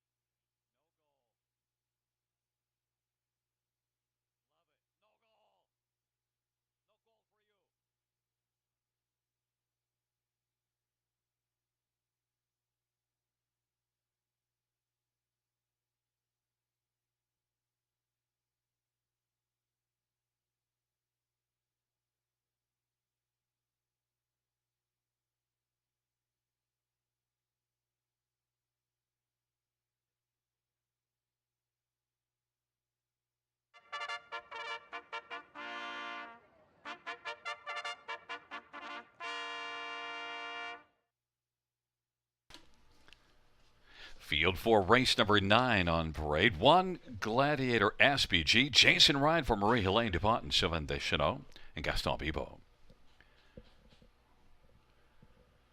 Number 2 is Brookdale George, Dale Spencer, Ben Hollingsworth, and Douglas Poley. Number 3 is the Dark Panther, Travis Henry for Ken Duncan, and Emma Duncan shares in ownership with Kenny. And for Southwind Circuit, Austin Surrey for Kyle Bossens and Henson Wong. 5 is Liege Sealster, Anthony Hahn for Anthony Beaton, and Mac and Carol Nickel are the owners. And number 6, Shadow, Scott Culver, Walter Whalen, and Chris Nickel. And number 7 is Onyx Bovino, Jay Harris for Lacey McCabe and Glenview Livestock. Field of 7, race number 9. Let's get a look at this field. And Gladiator SBG off a good last race here. First win in Ontario. Now looking to build off of that. 3 wins before that last race. Second place finish. Even money, though. You're not going to get any value there, Rob.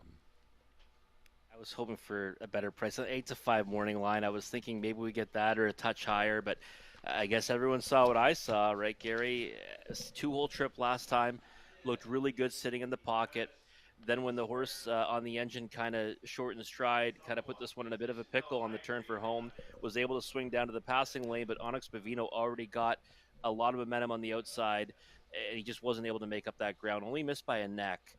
And now you get back on that regular rotation, second start over this surface after, having a lot of success at Trois Rivières to start off his sophomore campaign. Looks really sharp on the track right now, too. So I've been all over Jason Ryan throughout the course of the night, and this is one I really like, but I just wish we were getting a better price than that 4-5. I thought maybe Onyx Bovino would drag a little bit of money away, but also, second start after coming in from Quebec, it could be even just a touch better. It doesn't have to be much better, even just if the trip would work out properly, but nonetheless, even money. Well, 7, Onyx Bovino is certainly one that has a lot of credentials and does have 4 wins in 10 starts. Yeah, I mean, take nothing away from this horse. It was a nice win last time, especially when you factor in was going on all the way on the engine at the Raceway in London on Camelot Classic night, a grassroots event, and then made that break in stride. I thought he was tired when he made that break anyways, but you rebound back from that with a nice victory, racing off a helmet. He was one that I always thought would be, at his best when he's on the engine chopping it out. I thought it was a nice win. Post 7 now, he's got enough early foot to overcome that. He'll likely be in the mix throughout. I just thought that the other one, our top choice, raced exceptionally well last time and has reason to take a big step forward tonight. Then the next one that you have is Shadow. Scotty Calder driving for Walter Whalen. This could be at least a better spot for Shadow, right? It is, yeah. It's actually a nice spot, right? Because you're non-winners of 2. St. Lad's Criminal last time. Addie's Hanover before that. We saw what both those horses did tonight. Now you get back down to that in-between class, the in-between non-winners of 1 or non-winners of 2 class, and you get Scott Coulter in the bike. I think the Shadow has upset potential here, and if you wanted to take a flyer, keeping in mind he's over 25 this season, but he's got 9 top 3 finishes. You could use him underneath maybe the favorite, and maybe even put a couple bucks to win on him just on the if come, because I think 24-1 is absurd on this horse. I think he can outrace those odds. I don't know what to make of Southwind Circuit because it was certainly good as a 2-year-old. So far, it just hasn't kicked in yet. I was really excited when he qualified back in April, that 55 and 4 line. Loved what he did last season and thought we're going to see him get off to a flying start. Didn't happen. Hasn't done much this year in 5 tries. So he can bounce back in this spot. We've seen Kyle Boston's really do well here at the River. I think you have to use him in the Try and Super. And the back half of that qualifier looks stout with a 27-4 final quarter. Gladiator SBG, Brookdale George on the inside. In the center, the Dark Panther, Southwind Circuit, Liege Sealster. To the outside, Shadow, and Onyx Bovino. It's a field of 7. It's race number 9. They're into the backstretch, gathering speed, approaching the start.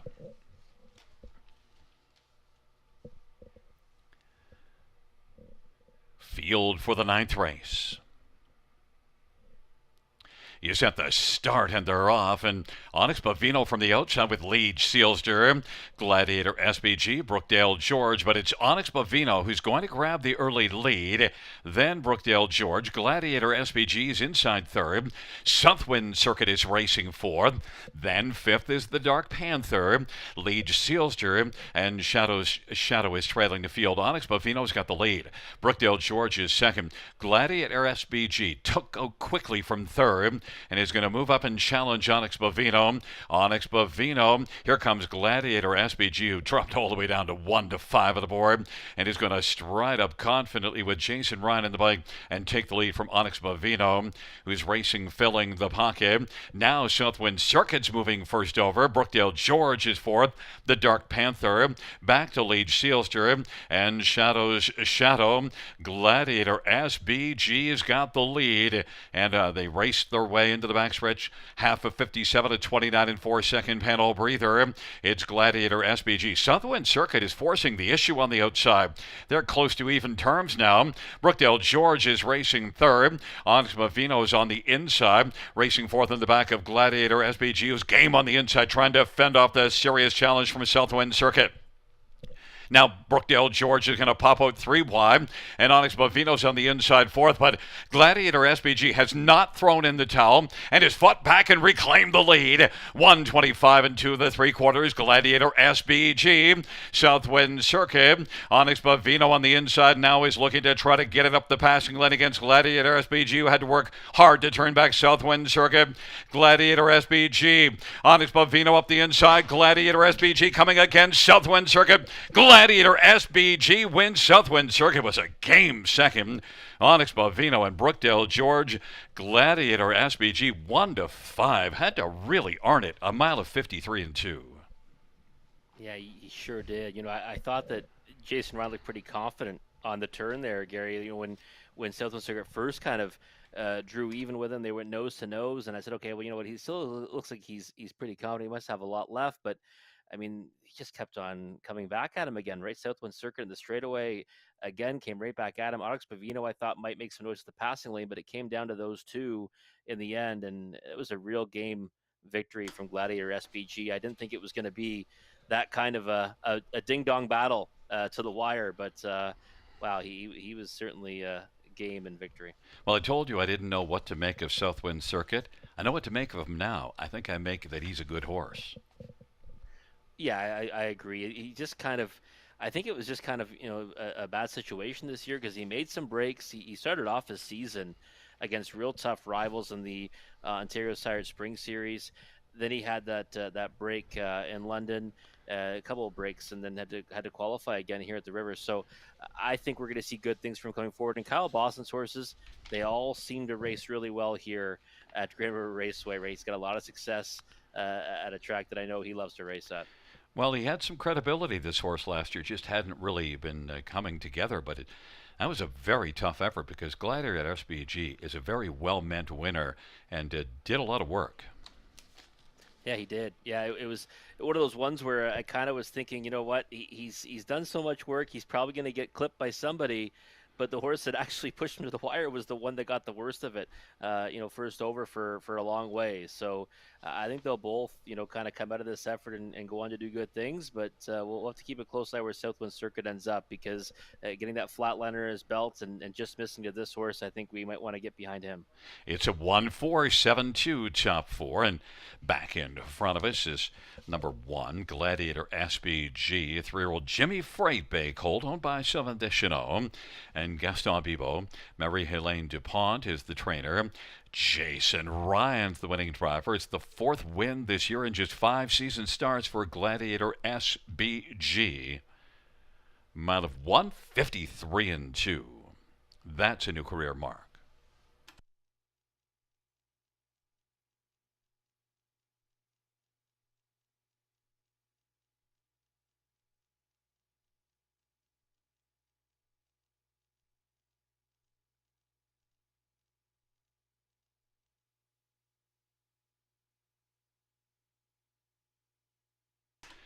Ninth race payouts: 1 Gladiator SBG, 260, 230, 210. For Southwind Circuit, $482.40. 7 Onyx Bovino, $3, $2 exact, $11.70. Try, $16.15. Superfecta, $37.25.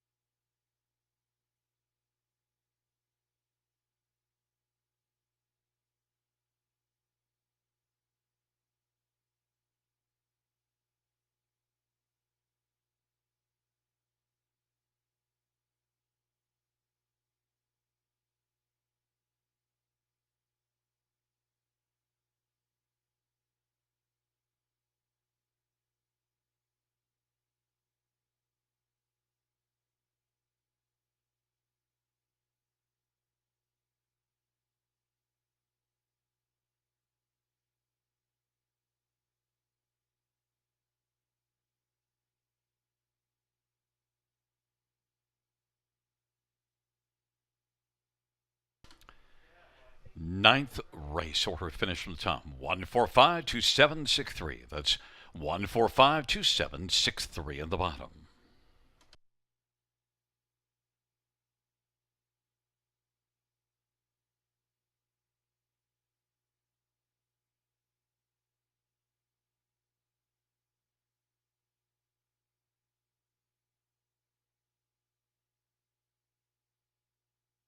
Hey kids, do you like to write stories or poems or draw pictures of horses? We're running 2 contests from now until August 31st with a total prize money of $3,500.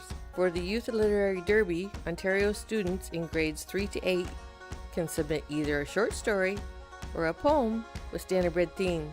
Poems and stories are judged separately. If you like to draw, then the Youth Art Derby might be for you. This one is open to students in grades 3 to 12, and you can do a drawing or a sketch of anything standardbred related. Check out our website for more inspiration and more information, bgracingalliance.ca.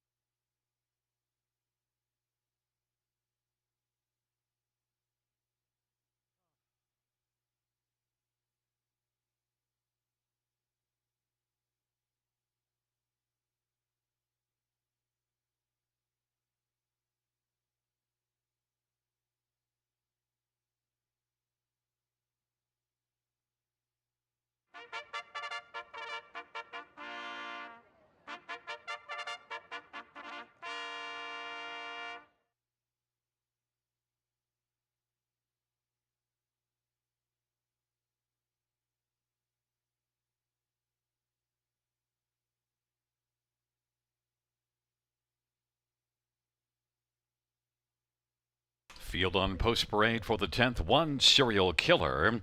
Anthony Hahn for Courtney Robson. Number 2 is Boots and Bryan. Travis Henry drives for Candice Morrell.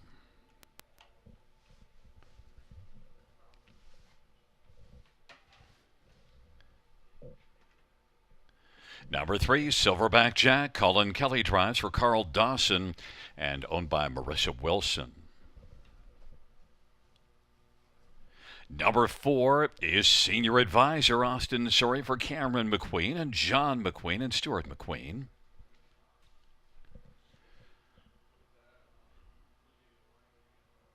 5 is Always Been Crazy. Scooter Gimlet drives and trains and owns. Number 6, Buddy Light. Scott Calder for Cameron McQueen and John McQueen. And number 7 is Champ Kind. Paul Davies drives and trains. Partners in ownership with Nicole Davies.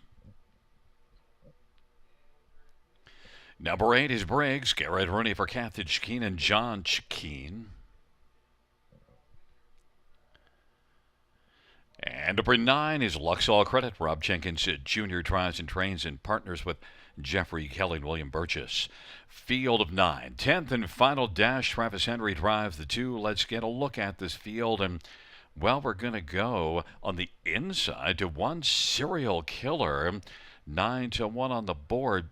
Surprised at 9-1 because the last race was not bad at all. Yeah, I'm very surprised at the price right now, Gary, because, About a Boy would be taking all kinds of support in here, and this one was clearly the best of the rest when facing that rival last time out. Kind of was chasing that one to the wire, cutting into the margin, and the rest of them were long behind. So I know that there's some other horses that kind of are coming into this dash that are intriguing, but I thought Serial Killer raced very well, all things considered, last time out, and comes back with real control. Now getting down to a condition claimer as well instead of the open claiming ranks. I couldn't go against them at 9-1. To me, that's a monstrous price. I went to 4 Senior Advisor on top, but I wouldn't be going that way at 3-5.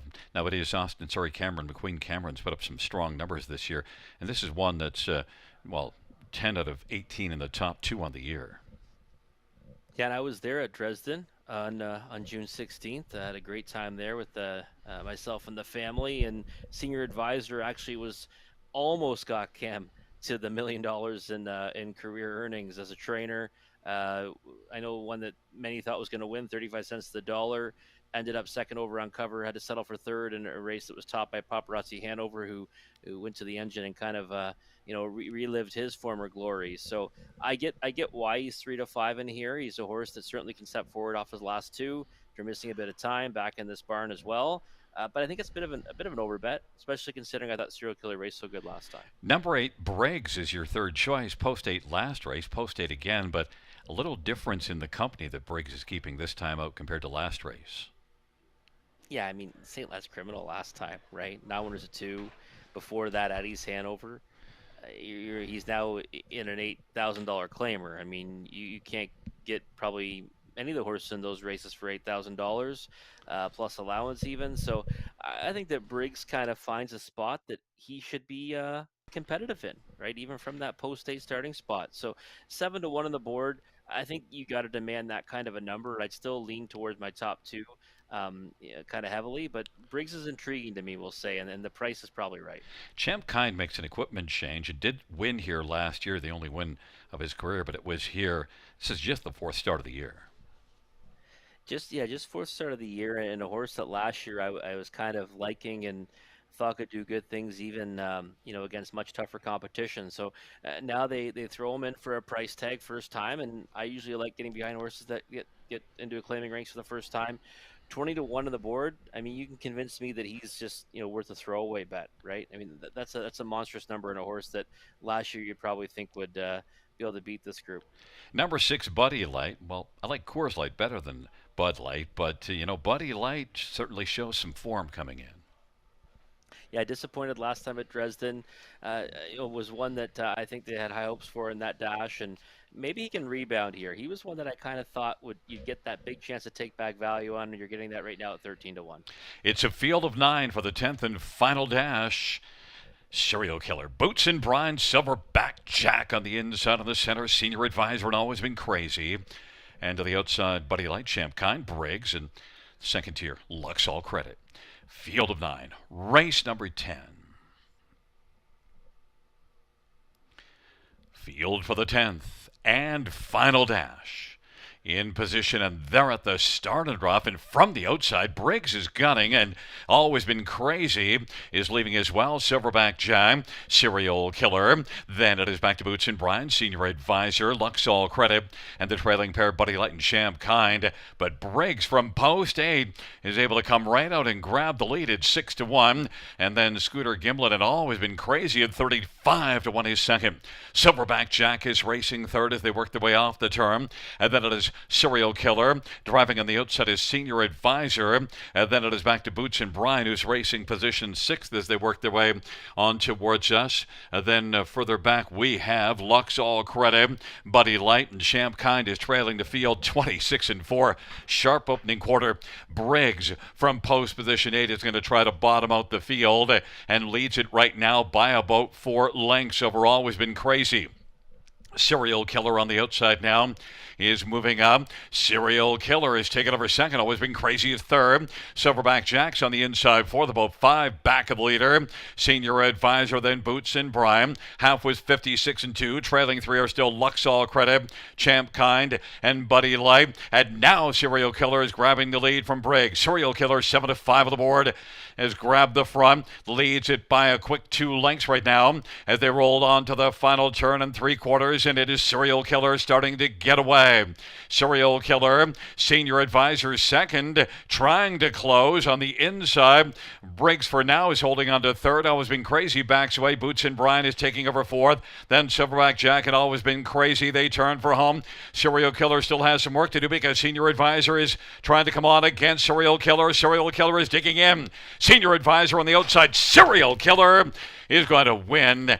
Then Senior Advisor. Briggs stuck around for third. Then Silverback Jack and Boots and Brine. 155 and 2. Serial Killer gets the job done. Not at a price, but what the heck.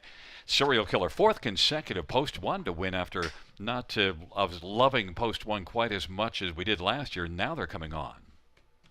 Yeah, they definitely are. And you know what? The price just plummeted right behind the gate. I mean, some of my my action probably did it, but I didn't bet enough to make him go down to 7 to 5. So a lot of late money came in on Serial Killer.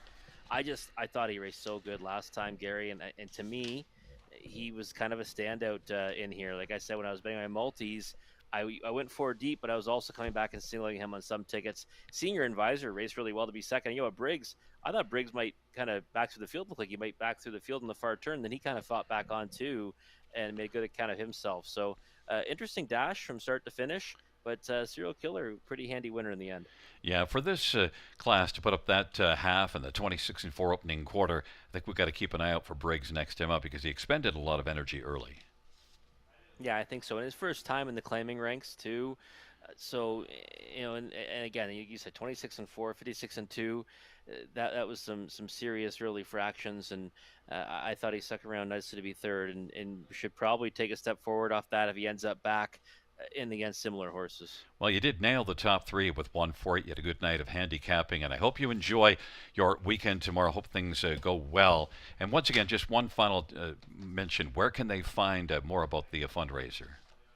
So if they just want to go to look at Twitter or X, if they want to search my profile there, at Robert Reid Jr., very easy, just at and then my name, Robert Reid, R-E-I-D Jr., and the pinned tweet is going to be about the walk and have a link to where they can donate. Absolutely. Have yourself a great weekend, Rob. We'll talk to you Monday evening. Back in front of us is one Serial Killer, Anthony Hahn, the winning driver. 6-year-old two-cam Sam Brown gelding, owned and trained by Courtney Robson. Anthony Hahn victorious, first win on the year for Serial Killer, but it's the 11th lifetime. Mile was won 55-2.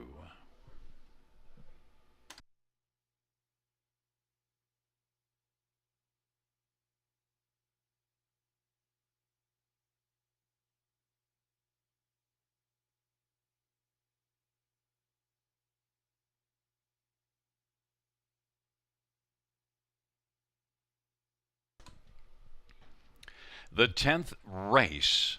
Payouts 1 Serial Killer 490, 260, 230, 4 Senior Advisor 250, 220, 8 Breaks 330, $2 exact rate, $80 try 16.95, double of 1 and 1 $10.30.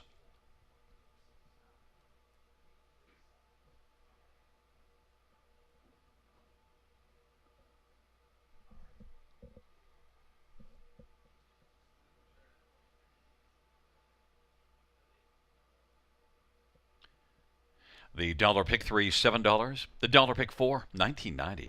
The dollar pick 5, $167.80. And a dollar high five of $315.90.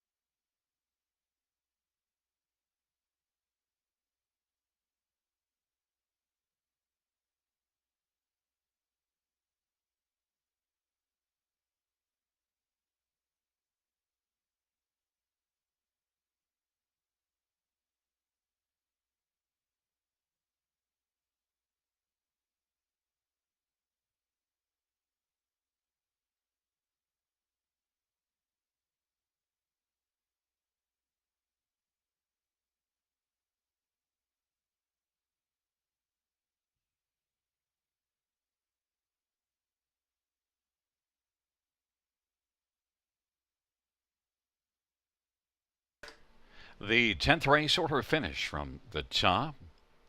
154-269-837 on the bottom.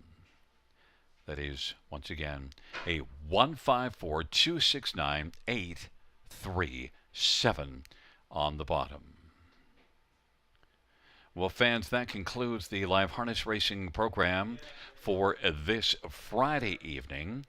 Action resumes on Monday, our first dash on a Monday evening here in beautiful Elora, Ontario. Will go to post at 6:30 p.m. Buenas noches, amigos. Good night, everybody. Good night, Casey.